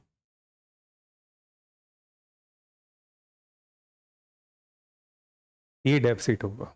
तो डेफिसिट होगा तो क्या करेंगे, कैपिटल फंड से माइनस कर देंगे, और सरप्लस होगा तो कैपिटल फंड से ऐड कर देंगे। ठीक है, तो मेरे हिसाब से ये पॉइंट आपको अच्छी तरह समझ में आ गया। आगे बढ़ता हूं मैं नेक्स्ट पार्ट में। तो मैंने आपको ये क्लियर कर दिया कि कैपिटल फंड में क्या ऐड करेंगे और क्या माइनस करेंगे, और क्यों माइनस करेंगे और क्यों ऐड करेंगे, दोनों बातें आपको समझ में आ गई। ये क्लियर है अच्छी तरह से। ये हो गया तुम्हारा क्या चीज, income and expenditure account for the year ended. अब इसमें जो सबसे इंपॉर्टेंट हो तुम्हारा ट्रीटमेंट ऑफ सब्सक्रिप्शन ही है, जो सबसे इंपॉर्टेंट है, बच्चों को वही दिक्कत होता है। अब ध्यान देना, आपके पास सम्स के रूप में क्या आने वाला है, रिसीट्स एंड पेमेंट अकाउंट दिया हुआ रहेगा, जिससे आपको इनकम एक्सपेंडिचर अकाउंट बनाना पड़ेगा। और उसमें जो मेन ट्रीटमेंट होता है वो कौन सा, सब्सक्रिप्शन को लेकर के आता है। मैं आपको याद नहीं कराऊंगा, और आप लोग याद करने की कोशिश भी नहीं करना, समझना, क्योंकि प्रोफेशनल लेवल एग्जाम में आप बीकॉम वगैरह में तो सिंपल हो जाता है, बट प्रोफेशनल एग्जाम में आपको थोड़ा अंडरस्टैंडिंग क्लियर होना चाहिए, नहीं तो कंफ्यूज किया जा सकता है, तो उसको आपको समझना है। आ जाओ, लिखो treatment number 1, treatment of subscription. हाँ, ये सब कुछ इसी में लिखो, ट्रीटमेंट ऑफ सब्सक्रिप्शन, क्योंकि इसका कोई फॉर्मूला नहीं है। मैं कोई फॉर्मूला आपको देने वाला नहीं हूं, ठीक है। अब ध्यान से देखना, आपके पास क्या दिया रहेगा, रिसीट्स इन पेमेंट अकाउंट, तो जो उसमें सब्सक्रिप्शन का अमाउंट होगा, ध्यान देना, मेरा ईयर कौन सा लिख लो, करेंट ईयर 2023 है। इसका मतलब आपको समझ में आ गया कि 22 या उसके पहले वाले सब क्या हो गए, प्रीवियस ईयर हो जाएंगे, और जो 2024 या 25 हो जाएंगे, ये नेक्स्ट ईयर हो जाएंगे, ठीक है ना। और मैं इसको करेंट ईयर मान के चल रहा हूं, इसी आधार पे मैं सम्स को बनाऊंगा, लिख के रख लो आप लोग। करेंट ईयर मेरा 2023 है, तो मेरा फोकस 2023 पे होगा, 24-25 मेरा नेक्स्ट ईयर हो गया, 21-22 जो हो गया ये हो गया, ठीक है। अब इसके लैंग्वेज को देखना, थोड़ा समझना। If I am saying closing, तो मैं बोल रहा हूं करेंट ईयर की। If I am saying opening, मतलब पिछले साल की बात कर रहा हूं, ठीक है ना। ओपनिंग मतलब प्रीवियस ईयर की बात कर रहा हूं, क्लोजिंग मतलब करेंट ईयर की बात करो, बस इतना ही समझ लेना। अब ओपनिंग मतलब मैं बोलना चाहता हूं इसी साल का ओपनिंग मतलब कि पिछले साल का बाकी है, और करेंट ईयर का मतलब इस साल का बाकी है, या करेंट ईयर का एडवांस है तो इस साल का अगले साल, इस साल एडवांस होगा तो अगले साल का होगा, और अगर पिछले साल का एडवांस होगा तो इस साल को। जैसे मैं एग्जांपल, 22 में एडवांस है तो 23 का हो गया, और 23 में एडवांस है तो 24 को। ये मीनिंग समझ में आ रहा है, तो इसीलिए मैंने बता दिया ओपनिंग हम लोग बोलेंगे, opening outstanding, closing outstanding, opening pre receipt, closing pre receipt, तो इस कॉन्सेप्ट को आपको पिक कर लेनी है, ठीक है। ध्यान देना, मेरे पास क्या दिया हुआ, रिसीट्स एंड पेमेंट अकाउंट, तो इसका मतलब मेरा फोकस किस पे, इनकम एंड एक्सपेंडिचर अकाउंट। अब एक बार मीनिंग को क्लियर कर लेता हूं, फिर मैं घुसूंगा वहां पर। अगर आप ध्यान से देखो तो रिसीट्स एंड पेमेंट अकाउंट और इनकम एक्सपेंडिचर अकाउंट में क्या फर्क दिखा, बताओ। पहला डिफरेंस दिखा, ऑल रिसीट्स रिकॉर्ड करता है, एग्री करते हो, ऑल रिसीट रिकॉर्ड करता है। ये क्या रिकॉर्ड करता है, केवल रेवेन्यू रिसीट्स रिकॉर्ड करता है, ठीक है ना। दूसरा, ये receipts for all year record करता है। ऑल ईयर का मतलब चाहे इस समय का पैसा हो, पिछले साल का, कभी का, दुनिया किसी भी साल का पैसा हो, दो ले लेंगे हम, वो क्या बोलता है। और मेरा करंट ईयर क्या है, यस 2023, यानी सिर्फ CY लेगा, यानी 2023 का, बाकी रिसीट्स को रिकॉर्ड नहीं करेगा। लिख के रख लो, फिर समझने में सुविधा होगा, इसीलिए मैं इसको पहले मेंटली प्रिपेयर कर लूंगा, उसके बाद मैं कराऊंगा। एडलेस सीधा गधे की तरह करने से फायदा नहीं है। तो हम लोग receipts for all year record करते हैं, इसमें सिर्फ करंट ईयर का ही रिसीट्स हम लोग रिकॉर्ड करते हैं, बाकी रिकॉर्ड नहीं करते, ठीक है। इसका मतलब इसका जो फोकस है, इसका जो फोकस है सिर्फ किस पे, ओनली 12 मंथ्स पे, और इसका कहीं कोई फोकस नहीं है, नो फोकस, जो मिला तब ले लिया। सेम बात पेमेंट के लिए भी है। अब मैं जो पूछूंगा वो आप लोग जवाब देना, मैं आपको ये नहीं बताऊंगा कि इसका ऐड होगा कि लेस होगा, आपसे मैं पूछूंगा कि ऐड होगा तो क्यों होगा, लेस होगा तो क्यों होगा, ये आपकी खुद की समझ गहरी होगी। और जब आपकी समझ गहरी होती है तो आपको कुछ याद नहीं करना होता, ये याद करने की चीज नहीं है, आपको खुद ही क्लियर हो जाएगा। अब बताओ, मैंने यहां पर सारे रिसीट ले लिए, एग्री करते हो आप लोग? बोलो। मैंने यहां पर सारे रिसीट्स ले लिए, ऑल रिसीट्स ले लिए। यहां पर किसको लेना है? Revenue receipts. इसका मतलब हम कैपिटल रिसीट को इग्नोर कर देंगे। कैपिटल रिसीट जैसे एंट्रेंस फीस, लीगेसी, इन सबको हम इग्नोर कर देंगे। क्या बनाते वक्त? Income expenditure account. क्लियर है? दूसरा देखो, ये रिसीट फॉर ऑल ईयर है, मतलब 21, 22, 23, 24, 25 सब ले लिया, और इसको क्या चाहिए? 23। तो इसका मतलब कि इसमें जो भी रिसीट्स होगा उस रिसीट्स में से 23 छोड़ करके सब माइनस कर देंगे। नहीं समझे? जैसे मान लो कि मुझे 21, 22, 23, 24 का 10, 20, 30 और 40 मिला है, यानी टोटल मिला के 100 हो गया। तो हम 100 में से क्या करेंगे? 20, ये 30 को छोड़ करके इन सबको घटा देंगे। एग्रीड? क्यों घटाया? आपको समझ में आ गया? क्योंकि मेरा फोकस किस पे? 2023 पे। ये लोग तुमको याद कराएगा, लेस ओपनिंग आउटस्टैंडिंग। अब देखो बेटा, ये करंट ईयर है, बोलो हाँ। और ये दोनों कौन सा ईयर है? प्रीवियस ईयर है। तो आपने इसको घटाया ना। अब यहां आप समझ रहे हो, मैं आपको याद नहीं करा रहा हूं, खुद की अंडरस्टैंडिंग होगी ना, क्योंकि आपको पता है इनकम एक्सपेंडिचर का फोकस किस पे है? 2023 पे। तो इसका तो सबको घटाना है। अभी बोलेगा कि प्रीवियस ईयर है, बाकी था तभी तो इस साल मिला है, तो इसको बोलेगा less opening outstanding. Less opening outstanding. अब वो जो आगे वाला मिला है 40 रुपया, जो 24 का मिला है, वो क्या है? एडवांस है। तो less closing pre receipt, less closing pre receipt, क्योंकि करंट ईयर का एडवांस है। अब मैं आपको याद नहीं करा रहा less opening outstanding, less closing pre receipt. आप समझ रहे हो कि हम क्यों घटा रहे हैं? समझना और याद करना दो अलग अलग बातें। समझ रहे हो मतलब दिमाग में ऑटोमेटिक बैठा है, आपको मैंने बताया नहीं क्या करना, तुम खुद बोले कि सर हमको 23 चाहिए तो बाकी तो घटाना पड़ेगा। तो यानी 21, 22 और 24 को माइनस करना। 21, 22 को क्या बोलेगा? Opening outstanding. और 24 को क्या बोलेगा? Closing pre receipt. आ गया? आ गया?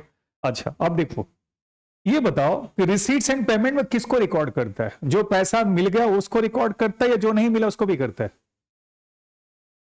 जो मिला उसको रिकॉर्ड करता है। आ जाओ बेटा, एक और लिख लो, पॉइंट नंबर 4, ओनली मिले। यानी जो मिला है, कैशबुक है बेटा, तो कैशबुक बिना मिले कैसे रिकॉर्ड करो? करते हो? कैशबुक ही तो ना, समरी आप कैशबुक है। और ये क्या रिकॉर्ड करता है बेटा? मिले या ना मिले? हाँ बोलो बेटा। हाँ, दोनों के लिए। मैंने रिसीट के पॉइंट अभी से बता दिया, तो बाकी तू सब मत लिखवाओ यार, टाइम टाइम लग रहा है ना मेरा। अगर मैंने बोल दिया मिले, इसका मतलब समझ लो पेमेंट भी आ गया। हाँ, वो तुम समझो, क्योंकि लिखाऊंगा तो मेरा पन्ना भरेगा खाली, तो फायदा क्या होगा? ठीक है ना, टाइम देखना होगा। तो ओनली मिले को रिकॉर्ड करता है। वो क्या रिकॉर्ड करता है? मिले या ना मिले। आ रहा? क्यों? ये मेरा एक्रुअल बेसिस को फॉलो करता है, अभी मैंने बताया। और ये कौन सा बेसिस को फॉलो करता है? कैश बेसिस को फॉलो करता है। यानी हम कैश बेसिस को एक्रुअल में कन्वर्ट करने वाले। अब सुनो बेटा ध्यान से, अब आपको ये समझ में आ गया कि रिसीट्स एंड पेमेंट में सिर्फ उसको रिकॉर्ड करता है जो मिल गया है। मान लो मेरे पास 100 बच्चे हैं इसमें फाउंडेशन में, 100 बच्चों में से 90 बच्चों का पैसा मिल गया है, 10 बच्चों का नहीं मिला है, तो क्या रिसीट्स एंड पेमेंट में आया होगा? नहीं आया होगा। इनकम एक्सपेंडिचर आएगा कि नहीं आएगा? किसका आएगा? पूरे 100 का आएगा। तो इसका मतलब 90 तो लिखा हुआ, 10 और ऐड करना पड़ेगा। एग्रीड? तो मान लो मैं अगर बोलूं 2023 का 20 रुपया बाकी है, तो आप क्या करोगे बताओ?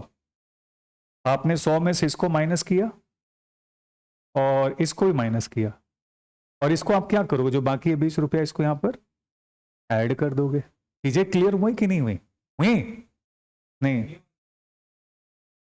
हाँ, इनकम एक्सपेंडिचर बनाने की बात करें तो रेवेन्यू की बात कर रहे हैं। हाँ भी गड़बड़। मेरे पास क्या है? क्या दिया हुआ है? क्वेश्चन में क्या दिया हुआ है?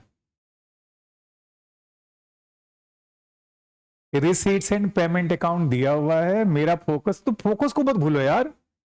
मेरे पास क्वेश्चन में रिसीट्स एंड पेमेंट अकाउंट दिया हुआ है, we are required to prepare income and expenditure account. तो सवाल जानो, सवाल में क्या दिया हुआ है और बनाना क्या है, तो बस फोकस वही रखो, ठीक है। अब ध्यान से देखो, मैं जो बताने जा रहा हूं उसको समझना। आपने बोला कि सर सब्सक्रिप्शन मेरा टोटल 100 रुपया मिला है। अब मैंने पता क्या 100 रुपया में 30 रुपया पिछले साल का था, 40 रुपया अगले साल, दोनों माइनस कर दिया मैंने। क्यों माइनस किया? क्योंकि मेरा फोकस 23 पे। अब 23 का ही कुछ पैसा है जो मिला नहीं है, तो रिसीट्स एंड पेमेंट में नहीं आया होगा। और इनकम एक्सपेंडिचर क्या बोला है, मिले चाहे ना मिले हमको सब दिखाना है। तो मान लो 20 रुपया ऐसा भी था जो हमको 2023 का मिला ही नहीं है, तो इसको हम क्या करेंगे, ऐड कर देंगे। तो क्यों ऐड किए और क्यों लेस किए, इसके पीछे की रीजन। अब ध्यान से एक और बात देखना, क्योंकि कई बच्चों से गलतियां होती हैं क्योंकि उनकी समझ नहीं होती। क्लोजिंग आउटस्टैंडिंग मतलब ऐड नहीं, क्लोजिंग आउटस्टैंडिंग मतलब ऐड नहीं होता है। ये हो सकता है कि आउटस्टैंडिंग पुराना भी अभी हो। नहीं कौन सर, देखो मैं बोलूंगा तो समझना। मेरा अकाउंटिंग ईयर कौन सा है, 23। वो याद रख लो तुम लोग कि हमको 2023 के बाहर हम बात ही नहीं करेंगे, ठीक है। अब देखो, मान लो कि मेरे पास 2022 का 5,000 रुपया आउटस्टैंडिंग है, ठीक है, 5,000 रुपया आउटस्टैंडिंग है, और 2023 में हमको 1,00,000 रुपया रिसीव्ड हो गया। तो क्या करेंगे हम लोग, इनकम एक्सपेंडिचर निकालने के लिए क्या करेंगे, माइनस कर देंगे। अब देखिए क्यों माइनस करेंगे, तो अपना थॉट ये होता है कि हम लोग एज्यूम करते हैं कि हमको पुराना पैसा पूरा मिल गया होगा, बाय डिफॉल्ट ये एज्यूम करते हैं। जैसे त्यासा ने मुझे इस साल का पैसा दे दिया, तो पक्का बात है पिछले साल का दे दी होगी। अब क्या एज्यूम एज्यूम यही करते हैं। अगर बोला हो कि ना नहीं दिया तो बात अलग है, तो इसमें से हम 5,000 क्या करेंगे बेटा, माइनस कर देंगे। लेकिन अगर सम से बोले कि 22 का 5,000 बाकी है लेकिन मिला 1,000 ही, तो कितना घटाएंगे, हाँ। देखो बेटा, एक मिनट फॉर्मूला ओरिएंटेड अगर पढ़ाई करोगे तब तो कभी जिंदगी में मेरी बात समझ में नहीं आएगी, और फिर ये सक्सेसफुल नहीं हो सकते फाउंडेशन लेवल पे, सीए लेवल पे। सीए लेवल पे सक्सेसफुल होने की समझ आपकी गहरी हो जाए। आप सोचो ध्यान से, मैं क्यों घटा रहा हूं पहले ये बताओ। मैं इस 1,00,000 में से क्यों घटा रहा हूं, क्योंकि मुझे सिर्फ 23 में इंटरेस्ट है, बाकी में इंटरेस्ट नहीं है। अब मान लो 22 का बाकी 5,000 है, कुछ नहीं बोला तो हमने माना कि 5,000 मिल गया होगा, लेकिन ये बोलता नहीं हमको 1,000 ही मिला है, तो कितना माइनस करेंगे, 1,000। बोला नहीं 2,000 मिला है और मिला ही नहीं है, तो माइनस ही नहीं करेंगे आया। तो कई बच्चों के दिमाग में क्या जाता है, लेस ओपनिंग आउटस्टैंडिंग ऑलवेज करना। नहीं, अगर ओपनिंग आउटस्टैंडिंग तभी माइनस करना जब हमको मिला है, नहीं मिला है तो हमको माइनस नहीं करना है। आई बात समझ में कि नहीं आया कि बाउंसर आया? हाँ, पिछले साल का आउटस्टैंडिंग 2023 में हम तभी माइनस करेंगे जब हमको मिल चुका होगा। अगर नहीं मिला होगा तो रिसीट्स एंड पेमेंट में आया ही नहीं होगा, तो हम माइनस क्यों करें। जैसे रोशन, तुम्हारा पिछले साल का 10,000 बाकी है और इस साल तुमने हमको 20,000 रुपया दिया है, और तुमने बोला कि सर हम पिछले साल का इस साल पैसा नहीं दे रहे हैं, वो बाद में देंगे, तो हम क्या कुछ घटाएं? नहीं, वो तो सब इसी साल का है। नहीं, तुमने बोला नहीं सर पिछले साल का 10 बाकी था, उसमें से 1,000 दे रहा हूं, तो इसका इस साल का कितना हुआ, 19 ही हुआ। एग्रीड, यानी वो वाला पुराना अभी भी बाकी है। आई आई आ रहा है। तो थॉट प्रोसेस को अगर जब क्लियर कर दोगे ना, तो एड लेस करना नहीं होता, अपने आप हो जाएगा। एडलेस करना नहीं होता, अपने आप समझ में आ जाता है। और याद कराओगे, जैसे खाना खाने बैठते हो तो चावल दाल सब्जी, तो चावल के साथ सब्जी खाते हो, सब्जी के साथ चावल खाते हो? चावल के साथ सब्जी खाते हो, चावल ज्यादा होता है सब्जी थोड़ा सा होता है। अगर उल्टा कर दिया जाए सब कुछ, मैंने जितना चावल उसकी जगह सब्जी रख दिया उतना सारा, चावल इतना सा रख दिया, दाल इतना सा रख दिया, नमक की तरह, और नमक दाल के बराबर रख दिया जाए, तो आपका दिमाग खराब हो जाएगा नहीं हो जाएगा? आ रहा है? ये कॉन्सेप्ट है, उसको याद नहीं कराया गया कि चावल में बेटा पहले दाल मिलाओ तब खाओ। नहीं, आपको पता है कि हम क्यों मिला रहे हैं, आपको ही पता है कि दाल के जितना हम नमक नहीं मिला सकते। ये हो गया तुम्हारा डीप अंडरस्टैंडिंग। और एक हो गया याद कर लियो कि चावल में इतना ही दाल मिलाना चाहिए तो ऐसा होता है। अरे खा के देखना, बोले रसगुल्ला मीठा होता है, खा के देख ले मीठा होता कि तीता होता, तू समझ ले। तो एक चीज अलग हो गया, यही बात समझ में। मैं बोलूं कि रसगुल्ला मीठा होता है, ये अलग बात हो गया। अब वो खिला के दिखा दो, बोलो पूछा मैंने कैसा लगता है, तो खुद ही बोलोगे मीठा, मैं क्यों बताऊं। तो मैं आपको क्या करना चाहता हूं समझना, मैं आपको ये नहीं बोलना चाहता कि ये है, मैं आपको बता रही हूं क्यों है, तुम समझ लो ना। क्या ये समझ में आ रहा है, घर कर रहा है, अंदर जा रहा है।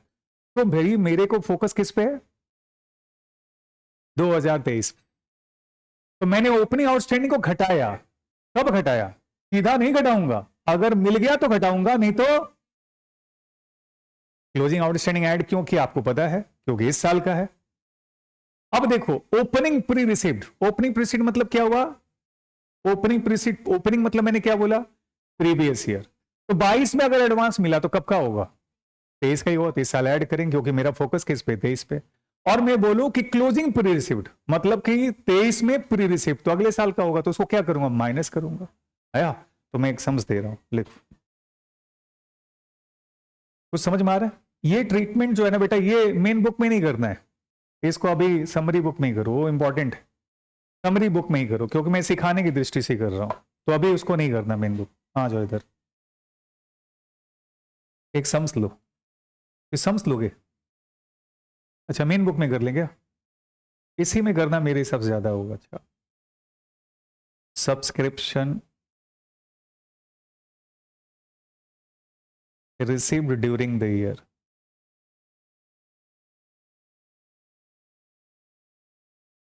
₹2023 1,00,000।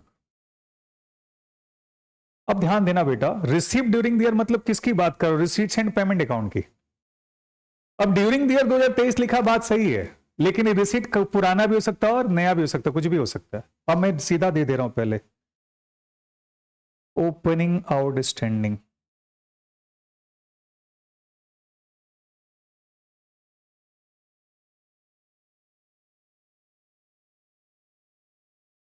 ₹10,000। अब ये बताओ ओपनिंग आउटस्टैंडिंग का मतलब मैं क्या बोल रहा हूं, तुम लोग फोकस एड लेस पे नहीं करना, सुन रहे हो, तुम लोग फोकस घटिया जगह पे रहते हो, एड लेस हुआ कि नहीं, वो रिजल्ट है, रूट को पकड़ो। रूट क्या है, हमको 23 में इंटरेस्ट है, तो बाकी को हम भगा देंगे। तुम्हारा फोकस एडलेस पे नहीं होना चाहिए, तुम्हारा फोकस रूट पे होना चाहिए, हम क्यों कर रहे हैं। तो अगर ये क्यों कर रहे हैं, अगर आप इस पे फोकस बार बार रखोगे तो ऑटोमेटिकली वो फिर समझना ही नहीं होगा, अपने आप सब कुछ होता जाएगा। और तुम्हारा फोकस एडलेस पे, बोले ओपनिंग आउट लेस कर दे, नहीं, रुको। अब देखो बेटा, मैंने कुछ बोला इसके अंदर, मिला है कि नहीं मिला है, तो क्या माने, मिल गया कि नहीं मिला, मिल गया है। बाय डिफॉल्ट सबके बारे में हम अच्छा ही सोचते हैं, बाय डिफॉल्ट हम लोग क्या अच्छा सोचते हैं कि बुरा सोचते हैं। मान लो कोई बाहर गया दिल्ली घूमने के लिए, 3 दिन में आने बोला था, 4 दिन हो गया आया नहीं, क्या सोचो, मर गया कि जिंदा है, जिंदा है। पॉजिटिव सोचते हैं ना, बाहर दिखा नहीं भी सोचते हैं अंदर, तो बाहर दिखाते हैं कि पॉजिटिव ही बोलते हैं हम लोग, निगेटिव नहीं। तो बाकी 4 लोग पकड़ लेंगे, यही बोला था कि मर गया, है ना। ये भी एक डर हो, एग्री करते हो कि नहीं करते हो। तो ओपनिंग आउटस्टैंडिंग को हम माइनस करेंगे क्योंकि हम ये मान रहे कि हमको ऑलरेडी मिल चुका, तो बाय डिफॉल्ट क्या मानना है, मिल चुका। अब अगर ये मिल गया है तो पुराने साल का उस 1,00,000 में इंक्लूड है, इसलिए हमको क्या करना पड़ेगा, माइनस। अब तुमको पहले से पता है, तो मैं लिखूंगा लैंग्वेज, वो मैं बताऊंगा आपको। अब मैं यहां लिख रहा हूं क्लोजिंग आउटस्टैंडिंग सब्सक्रिप्शन।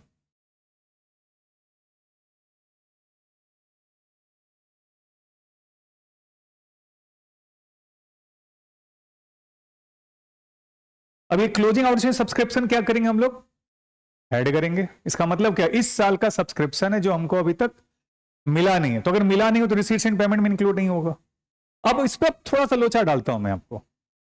अब ये क्लोजिंग आउटस्टैंडिंग में कई बच्चा लोग फंसता है, क्लोजिंग आउटस्टैंडिंग एज ऑन है कि फॉर द ईयर, ये ध्यान देना है, लैंग्वेज को पकड़ना तो बेटा। आउटस्टैंडिंग सब्सक्रिप्शन, मैं ये लैंग्वेज लिख रहा हूं समझने के लिए, फॉर द ईयर 2023। मैं ये पहला लफ्ज लिख रहा हूं, इंग्लिश तो आता है आप लोग को। दूसरा मैं लिख रहा हूं आउटस्टैंडिंग सब्सक्रिप्शन एज ऑन 31 दिसंबर 2023। क्या इन दोनों शब्दों में, सेंटेंस में अंतर है, इन दोनों वाक्यों में अंतर है।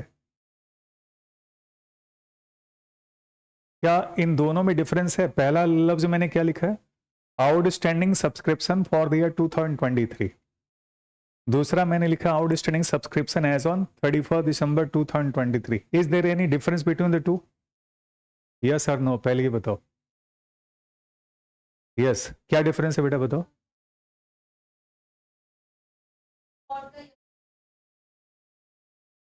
गुड। अब तक मतलब क्या हुआ? बट और कौन कौन सा ईयर हो सकता है उसके अंदर?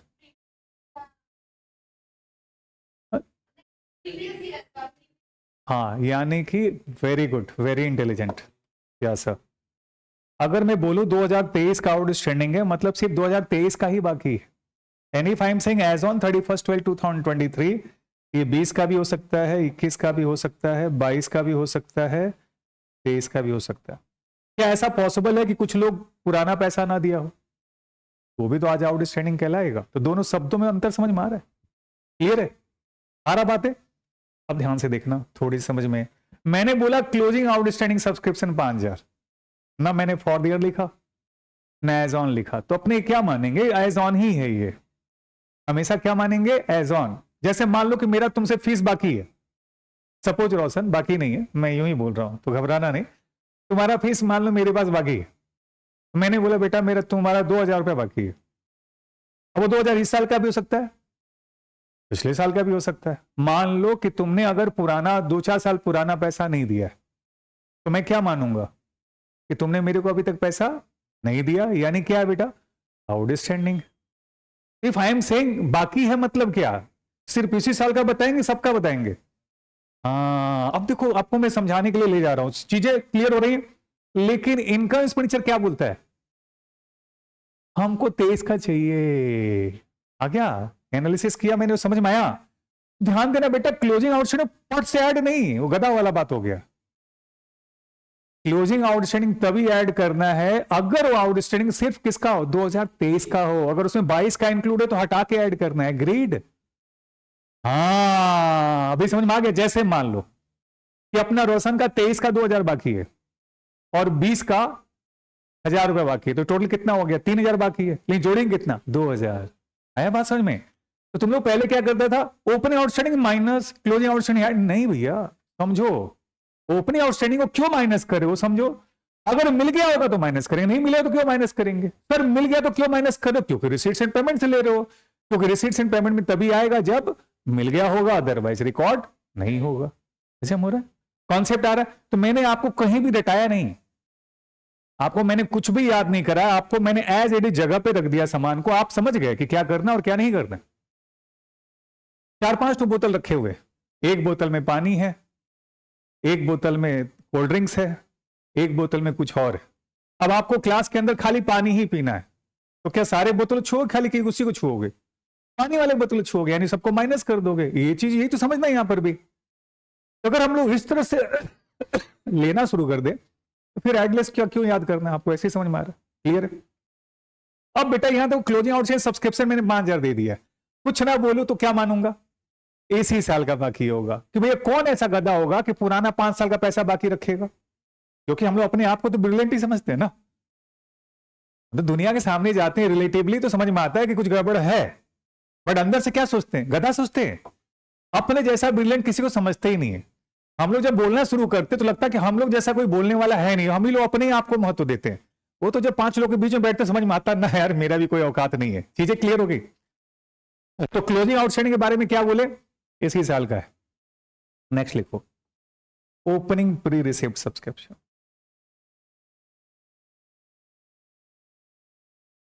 Opening pre receipt subscription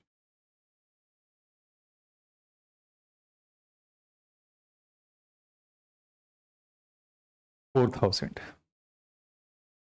opening pre receipt. अब ओपनिंग मतलब मैंने क्या बोला बेटा? पिछले साल एडवांस मिला था, इस ईयर के लिए मिला होगा, इसी साल के लिए मिला होगा, तो क्या करेंगे? ऐड कर देंगे। सर ये रिसीट्स एंड पेमेंट में नहीं आएगा ना? बिल्कुल नहीं आएगा। क्यों? रिसीट्स एंड पेमेंट कब रिकॉर्ड करते हैं?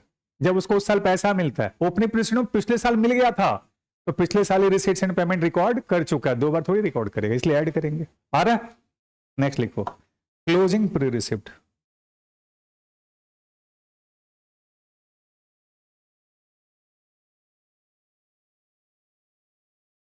Closing pre receipt subscription rupees कितना 2000, क्या करोगे बेटा बताओ? माइनस कर देंगे। यस, क्यों माइनस किया आपने? हाँ, नेक्स्ट ईयर के लिए, इस साल के लिए नहीं है। मेरा फोकस इसमें 23 पे ही था और हमको मिल कब का गया 24 का, इसलिए हमने क्या कर दिया बेटा, माइनस कर दिया। हाँ, एडवांस मिला है, क्योंकि मेरा ईयर नहीं है। मेरा ईयर कौन सा है? 23 है। मिला कब का? 24 का। हो सकता है 25 मिल जाए, 26 मिल जाए, सब माइनस करेंगे क्योंकि इस साल का तो है नहीं। आई बात समझ में? चलो आ जाओ, अब बना लो, लिखो calculate the subscription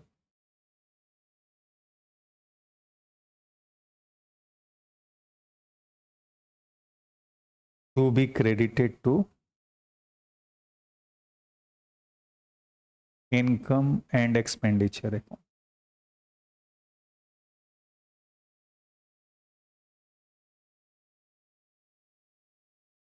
calculate the subscription to be credited to income and expenditure account. चलो बनाते हैं हम लोग।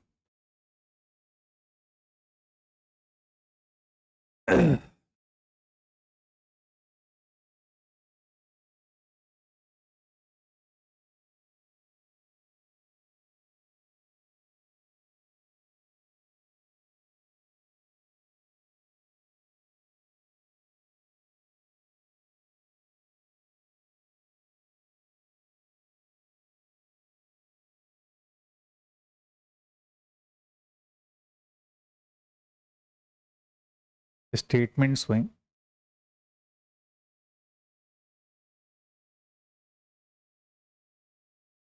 Calculation of subscription credited to income and expenditure account, particulars details. अब इसमें डिटेल का जरूरत नहीं पड़ेगा, मैंने बना दिया कॉलम फॉर्मेट, इसमें जरूरत नहीं पड़ेगा। Amount rupees,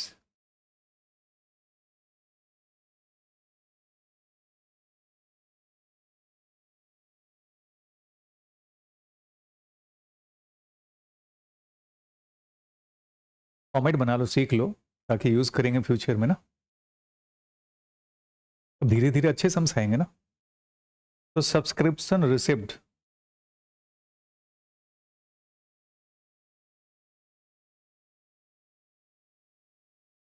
as per receipts and payment account. Subscription receipt as per receipts and payment account कितना मिला? 1 लाख। अब ध्यान देना बेटा, ये जो 1 लाख रुपया है इसमें तो सारा इंक्लूड होगा, लेकिन मेरा फोकस किस पे है? 2023 पे। अब ध्यान देना, पहला अमाउंट दिया ओपनिंग आउटस्टैंडिंग। ओपनिंग आउटस्टैंडिंग मतलब पिछले साल का बाकी था। तो हम लोग क्या माने, मिल गया कि नहीं मिल गया? मिल गया है ना बेटा। ऑलवेज एज्यूम, नोट लिख लो, बाय डिफॉल्ट नोट अलग से रख लो वहीं पर। By default be always assume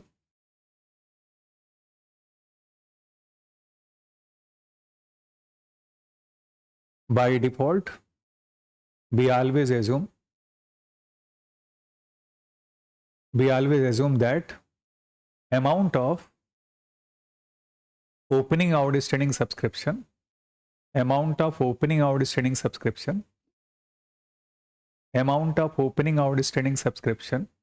already received amount of opening outstanding subscription already received। यानी हम लोग ये एज्यूम कर लेते हैं कि ओपनिंग आउटस्टैंडिंग सब्सक्रिप्शन का पैसा हमको ऑलरेडी मिल चुका है। तो less opening outstanding subscription already receipt, ये जरूर लिखना आप ब्रैकेट में, यहां पर ये मैं लिखा रहा हूं। नॉर्मली जो फॉर्मेट है लो लिखता है लेस ओपनिंग आउटस्टैंडिंग सब्सक्रिप्शन, लेकिन ध्यान रखना मैंने क्या बोला, ऑलरेडी रिसिप्ट, जो हमको ऑलरेडी मिल चुका है। सर अगर नहीं मिला होता तो नहीं माइनस करते। मान लो पिछले साल का बाकी है 10,000 रुपया, उसमें से 1 रुपया भी नहीं मिला, तुम क्यों माइनस करेंगे? क्योंकि इंक्लूड ही नहीं है। तो आपको इसीलिए मैंने क्लियर किया कि हम तभी माइनस करेंगे जब हमको मिल गया। मान लो पिछले साल का बाकी 5,000 है, 1,000 ही मिला तो 1,000 ही माइनस करें, 2,000 मिला 2,000 माइनस करेंगे। और कुछ ना बोला तो अपने क्या मान लेते हैं कि सारा मिल गया अपने को, तो ये 5,000 रुपया हम घटा देते। 5,000 है ना बेटा, 10,000 है, 10,000 घटा दो तो बैलेंस आएगा 90,000। अब नेक्स्ट आइटम दिया क्लोजिंग आउटस्टैंडिंग। क्लोजिंग आउटस्टैंडिंग मतलब इस साल का, क्लोजिंग मतलब करेंट ईयर, क्लोजिंग आउटस्टैंडिंग का मतलब इस साल का बाकी। अब रहेगा कि सर इस साल का बाकी पिछले साल का बाकी मेरे को नहीं पता, बात तो सही है, लेकिन कुछ नहीं बोला तो क्या मानेंगे, इसी साल का बाकी। नोट लिख के रखो, if closing outstanding subscription is given,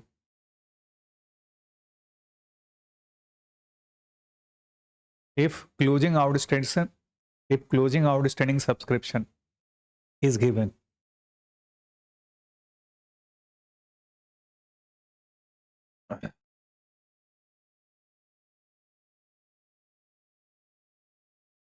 is given, we assume that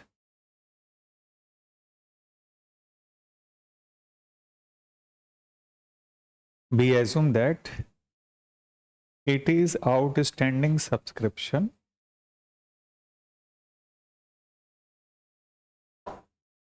only for the year, for the current year। अगर कुछ ना बोला हो तो बाय डिफॉल्ट हम लोग यही मानते हैं कि जो क्लोजिंग आउटस्टैंडिंग है सिर्फ इसी साल का है, किसी और ईयर का उसमें इंक्लूड नहीं। तो अपने क्या करेंगे, ऐड कर देंगे, क्योंकि मेरा फोकस क्या है 2023, हीरो कौन है 2023 है, सिर्फ 23 पे फोकस करना है। ऐड क्लोजिंग आउटस्टैंडिंग, यहाँ लिख देना ऐसे एक और note, add closing outstanding subscription, ठीक है, only for current year. Sir अगर किसी और ईयर का होगा तो वो ऐड नहीं करेंगे, अगर मान लो किसी और ईयर का है बाकी है तो उसको हम ऐड नहीं करेंगे। तो ये लफ्ज मैं आपको यहां ऐड करा रहा हूं, उसको ध्यान से समझ लेना। समझ में आ रहा तुम लोग को? यस। इसके बाद अगला information, opening pre receipt. Opening pre receipt मतलब पिछले साल हमको एडवांस मिला है। अब सोचो पिछले साल मतलब 22 में मिला एडवांस, तो कौन से ईयर का होगा, 23 का होगा, इसलिए ऐड कर दें, क्योंकि मेरा फोकस किस पे, 23 पे। ऐड, एक क्लोजिंग आउटस्टैंडिंग ऐड नहीं किए क्या, अभी कर लेते हैं हम लोग। क्लोजिंग आउटस्टैंडिंग 5,000 था, ऐड कर दो, टोटल मिला के हो जाएगा 95,000। Add opening pre receipt,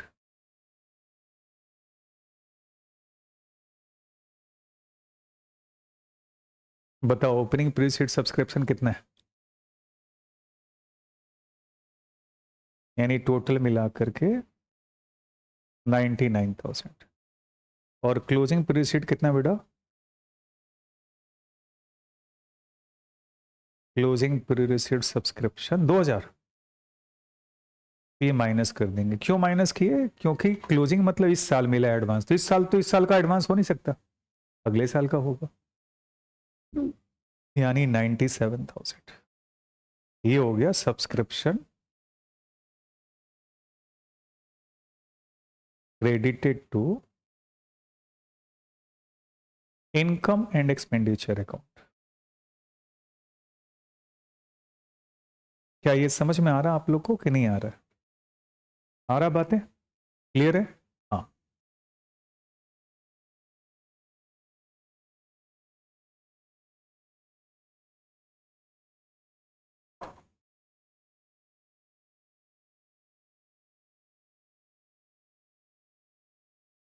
clear हो रहा है?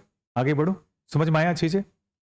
अब मैं एक सम्स और दे रहा हूं, थोड़ा सा चेंज करूंगा बस। ये समझ में आ गया ना, आउटस्टैंडिंग और ये सब कुछ समझ में आ गया, बढ़िया से क्लियर हो रहा है?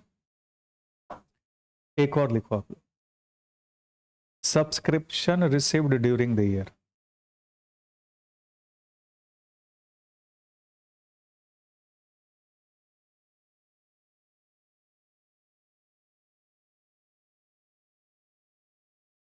₹2 लाख। कौन सा ईयर है मेरा, अकाउंटिंग ईयर 2023। तो रिसीट्स एंड पेमेंट में किसका होगा, 2023। यहां मैं ब्रेकेट में लिख देता हूं, including subscription for the year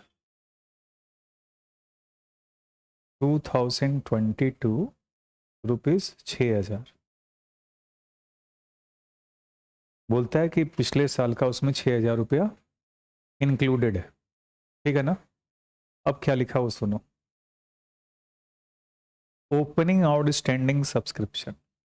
अगर मैं बोल रहा हूं ओपनिंग आउटस्टैंडिंग सब्सक्रिप्शन, मतलब कौन से ईयर का बोल रहा हूं, 2022 का, ठीक है ना। ये बोला 11,000 है। ओपनिंग आउटस्टैंडिंग कितना बेटा, 11,000। अब बताओ कि हम 2 लाख में से कितना माइनस करेंगे। 5,000 कहां से आया, 6 + 11 माइनस करिएगा, समझे ही नहीं फिर तो। ओपनिंग आउटस्टैंडिंग का मतलब कि पिछले साल का बाकी था 11,000, उसमें से मिला कितना है, हाँ तो हाँ सिर्फ दिमाग लगाएगा कि नहीं लगाएगा, पहले तुम्हारा प्रॉब्लम क्या है, तुम किताब में देख रहा है, तुम बनिया की तरह सोचो, थिंक लाइक ए बनिया। चलो मान लो कि मुझे तुमसे पिछले साल का 11,000 पाना है, कितना पाना है, तुम दिया 6,000 है, तो कितना माइनस करे, 11 कि 6, तो तुम बोल रहा था 5, उसका तो कोई तुक्का ही नहीं है।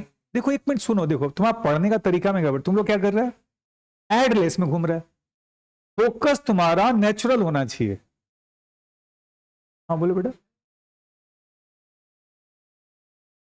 6,000 नहीं दिख रहा है क्या, लो अब नहीं अजीब लगेगा, अब ठीक है, अभी ठीक लग रहा है ना। हाँ अब बताओ, including subscription for the year 2022 6,000, इसका मतलब हम लोग को मिला 6,000 है, बाकी पिछले साल का 11,000 था, तो माइनस कितना करेंगे। अब ये कैसे रियलाइज करना, वो सोचो। तुम लोग का प्रॉब्लम क्या है कि तुम एड लेस के नजरिए से देख रहा है, वो देखो मत, तुम एक बनिया हो, बनिया की तरह सोचो। मार्केट में जब तुम जाते हो तो मार्केट में कोई कैलकुलेशन वर्क करता है, मतलब तुमको कोई पढ़ा दे कि मार्केट उठे तो खरीद लो, गिरे तो बेच दो, या उठे तो तुम बेचो और गिरे तो खरीदो। वहां पर भी टाइमिंग होता है, टाइमिंग नहीं होता, पढ़ने से आप मार्केट नहीं कर सकते। मार्केट के लिए एक्सपीरियंस होना जरूरी है और अच्छा नॉलेज, आपको समझ अच्छी चाहिए, पैसेंस चाहिए, आपके जो बहुत सारे अदर एट्रीब्यूट्स होते हैं जो आपको सक्सेसफुल बनाते हैं एज ए ट्रेडर। आप चाहे लॉन्ग टर्म ट्रेडिंग करो या शॉर्ट टर्म ट्रेडिंग करो, स्टॉक मार्केट में अगर आपको क्लियर होना है तो उसका एक्सपीरियंस होना जरूरी है, और उसकी समझ जितनी गहरी होगी उतना बेटर होगा। भाई ग्रीड कम से कम, अब मार्केट उठता है तो ग्रीड आता है, तो आप चाहते हो सारा ही खरीद ले, फंस जाओगे। और जब मार्केट गिरता है तो नर्वस हो जाते हो, आपको न्यूट्रल होना है। If you want to be successful in stock market you will have to be neutral, neither greedy nor nervous. यानी मार्केट गिरा तो और उठ के खरीदना है, उसके लिए चाहिए, वही बंदा पैसा कमाता। देख लो, जब सब भागता है तो मैं खरीदता, जब से सब खरीदने शुरू करता मैं बेचना शुरू करता हूं। मार्केट हाई हो गया, उठा के फटाफट बेच रहा हूं, सब लोग फटाफट खरीद रहा है कि और कुछ कमाने वाला नहीं। और मार्केट जब एकदम गिर जाता है और निराशा हो जाता है, निराशा में समझे, चारों तरफ लगता है अब तो गया, मार्केट कभी उठेगा ही नहीं, वो खरीदने का वक्त है। क्योंकि हर व्यक्ति का एक बुरा समय आता है, उसे कंपनी का भी क्या आता है, एक बुरा समय आता है जिस समय खरीदते। तो वो क्या चीज है, वो पढ़ने से मिलेगा, कोई एक्सप्लेन कर सकता है उस सिचुएशन को, नहीं उस सिचुएशन से गुजरना पड़ेगा। तो आप गुजरो ना इस सिचुएशन से, तो फिर आपका कभी प्रॉब्लम होगा ही नहीं।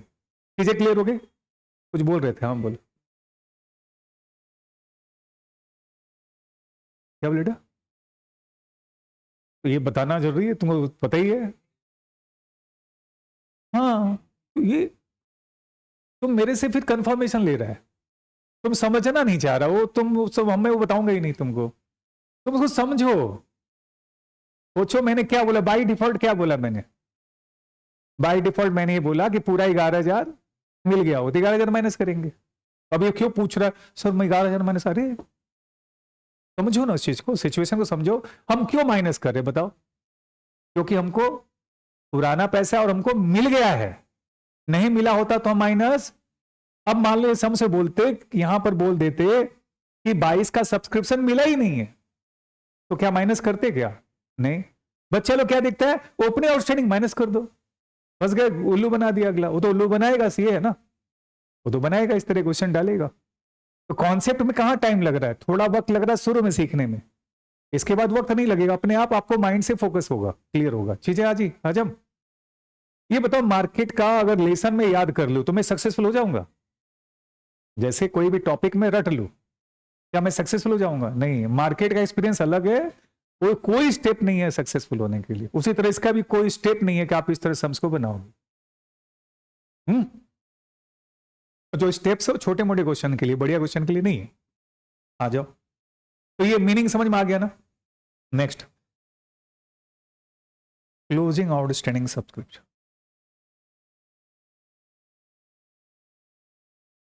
₹10,000। अब मैंने कुछ बोला नहीं तो क्या मानोगे? मैं यहां लिख देता हूं, closing outstanding subscription for the year 2023। तो मानना ही नहीं पड़ेगा आपको, 2023 का ही है, तब तो कोई टेंशन नहीं है। अगर मैं बोल देता एज ऑन 31 दिसंबर 2023, तब क्या होता? तो 22 भी इंक्लूड होता और 23 भी इंक्लूड होता है। एग्रीड? अभी से समझोगे तभी तो समझ में आएगा। चीजें समझ में आ रही है? मैंने बोला क्या, closing outstanding subscription for the year 2023, तो फिर 2023 का ऐड कर देना। अगर मैं यहां बोल देता, इस शब्द को चेंज कर देता और मैं लिखता एज ऑन 31 दिसंबर 2023, अगर मान लो मैं लिख देता, क्या लिख देता? एज ऑन 31 दिसंबर 2023, इसका मतलब कि इसमें 23 भी इंक्लूड है और 22 भी। तो देखो बेटा, 22 का 11 में से कितना मिला है? 6 ही मिला, इन्हें अभी भी कितना बाकी है? इसका मतलब कि इस 10,000 में फिर 5 + 5 है, यानी 5,000 पिछला साल वाला, 5,000 इस साल वाला। तो ऐड कितना करेंगे? 5,000 ही करेंगे उस केस में। अभी लिखना मत, इसको लिखो मत, मैं अगले क्वेश्चन में ऐड करूंगा उस चीज को। मैं आपको मेंटली प्रिपेयर कर रहा हूं एक बार, ताकि आप इसको खुद से समझो। नहीं तो इसको अगर मैं एडलेस सिखाऊंगा तो ये एडलेस टिकेगा कितना देर तक? बस ये क्लास तक, क्लास के बाहर पैर रखो फिर वो खत्म। अब ये जो मैं करा रहा हूं परमानेंट होगा आपके लिए। आज हजम हो रहा है कि नहीं हो रहा है? तो मैंने कुछ नहीं बोला, मैंने क्लियर कर दिया, क्लोजिंग और सब्सक्रिप्शन फॉर दिया 2023, तब तो कोई टेंशन नहीं है, सीधा ऐड करो ना। राइट? अब लिखो opening pre receipt.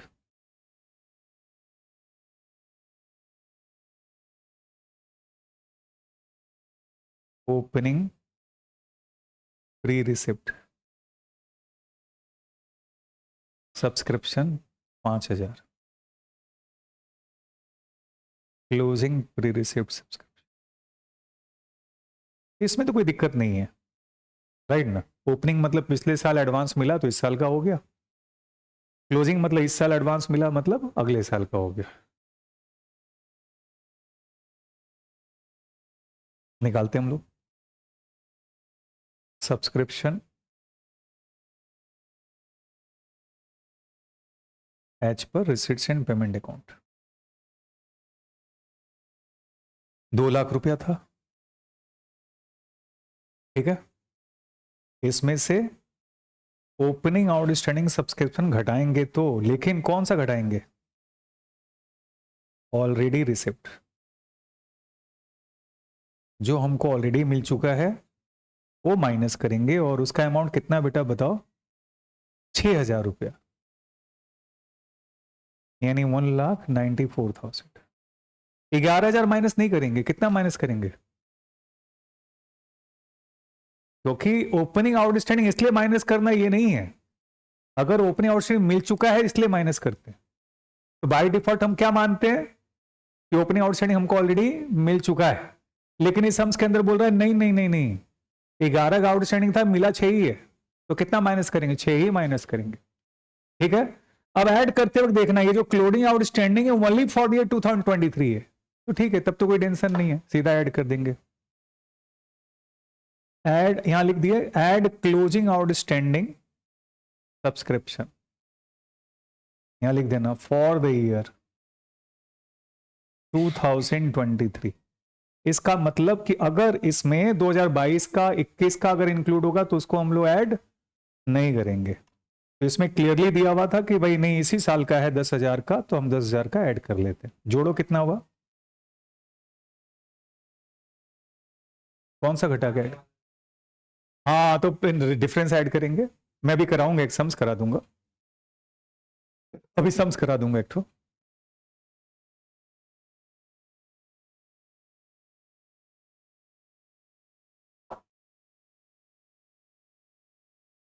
Add opening pre receipt,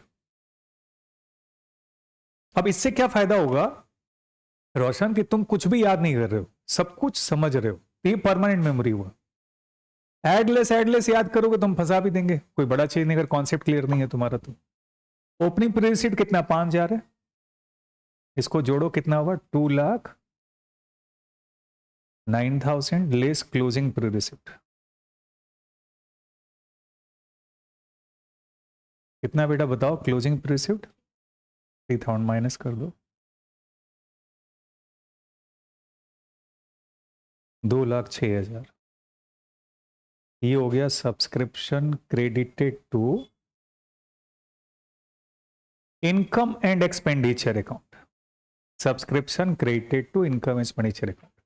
क्या कॉन्सेप्ट आ रहा है तुम लोग को पहले बढ़िया से? एक सम्स और दे रहा हूं ताकि वो तुम्हारा जो बीच में जो कॉन्सेप्ट लटका हुआ वो भी क्लियर हो जाए तुम्हारा बढ़िया से।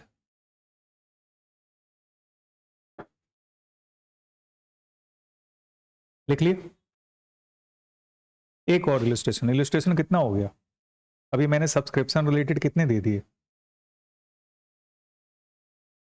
एक दिया पहला, इसके बाद एक और दिया शायद मैंने, एक 2 नंबर दे दिया, 2 ही दिया क्या?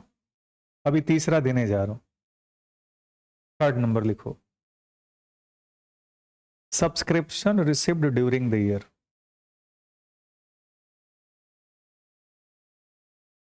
Subscription received during the year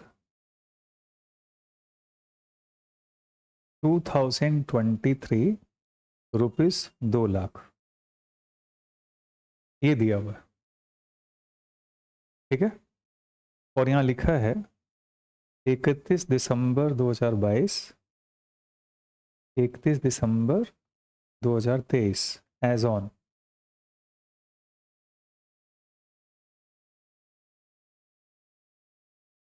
ऐसे दिया हुआ है। और यहां लिखा है outstanding subscription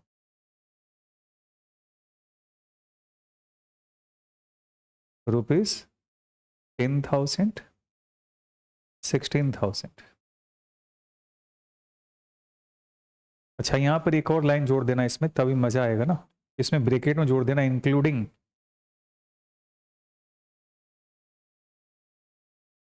subscription for 2022 rupees 8,000, including subscription for 2022 rupees 8,000, यानी कि जो मिला है उसमें इंक्लूड है। फिर बोल दिया pre received subscription, pre received subscription rupees suppose 3,000 और 4,000, ये दिया हुआ है।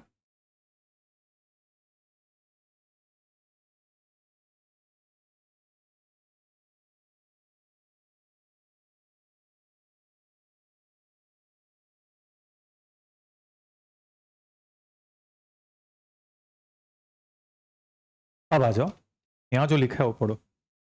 Subscription received during the year 2023 including subscription for 2022 rupees 2 lakh, यानी टोटल हमको 2 लाख मिला है, 8,000 रुपया 22 का इंक्लूड है, ठीक है। यहां बोल दिया है इस 2 लाख में से 8 माइनस कर देंगे।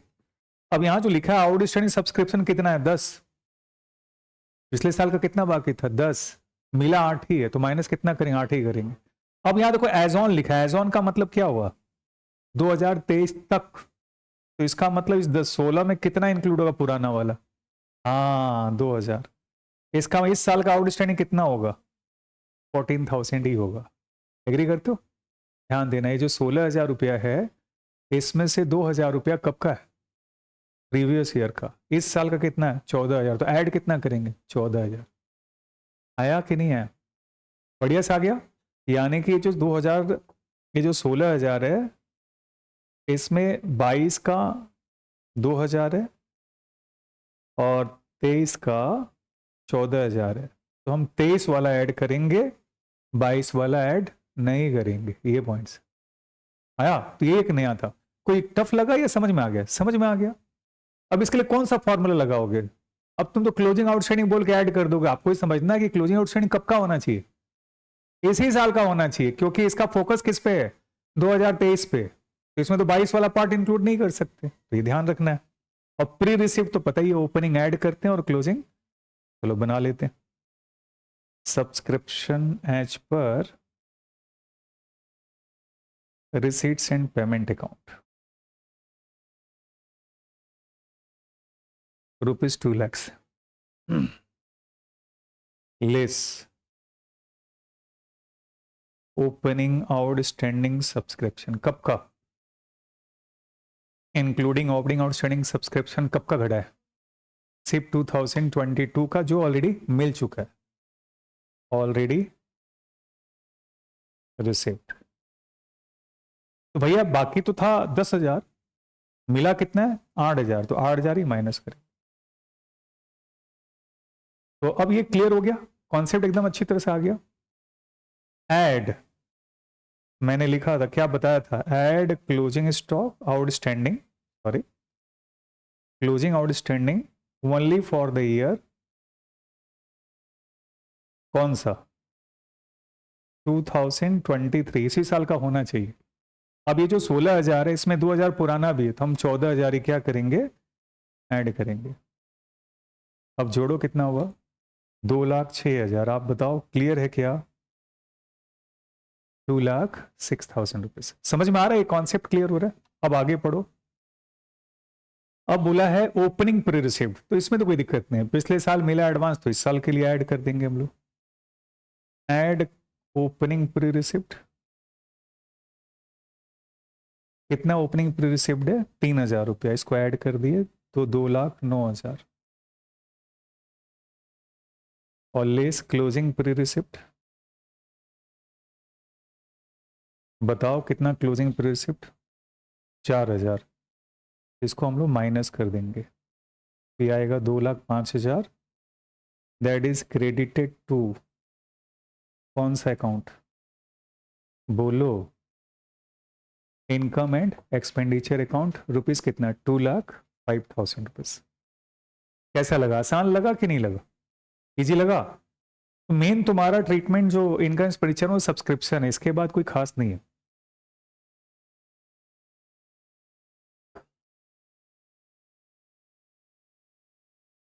अब एक बार किताब खोलो आप लोग, उसमें से मैं होमवर्क डाल देता हूं आप लोग। हाँ, ऐसा क्वेश्चंस, ये पार्ट ऑफ सम्स है, ये नहीं क्लियर होगा तो बड़े सम्स नहीं बनेंगे। तो होमवर्क ले लो आप लोग, सम नंबर 2 ले लो होमवर्क। ड्यूरिंग द ईयर 2016 कर लेना आप लोग। सम नंबर 3 अभी रहने दो, मैं बोलूंगा तो कराऊंगा आपको। हाँ 4 ले लो होमवर्क। सम नंबर 5 भी होमवर्क ले लो। सम नंबर 6 भी होमवर्क ले लो।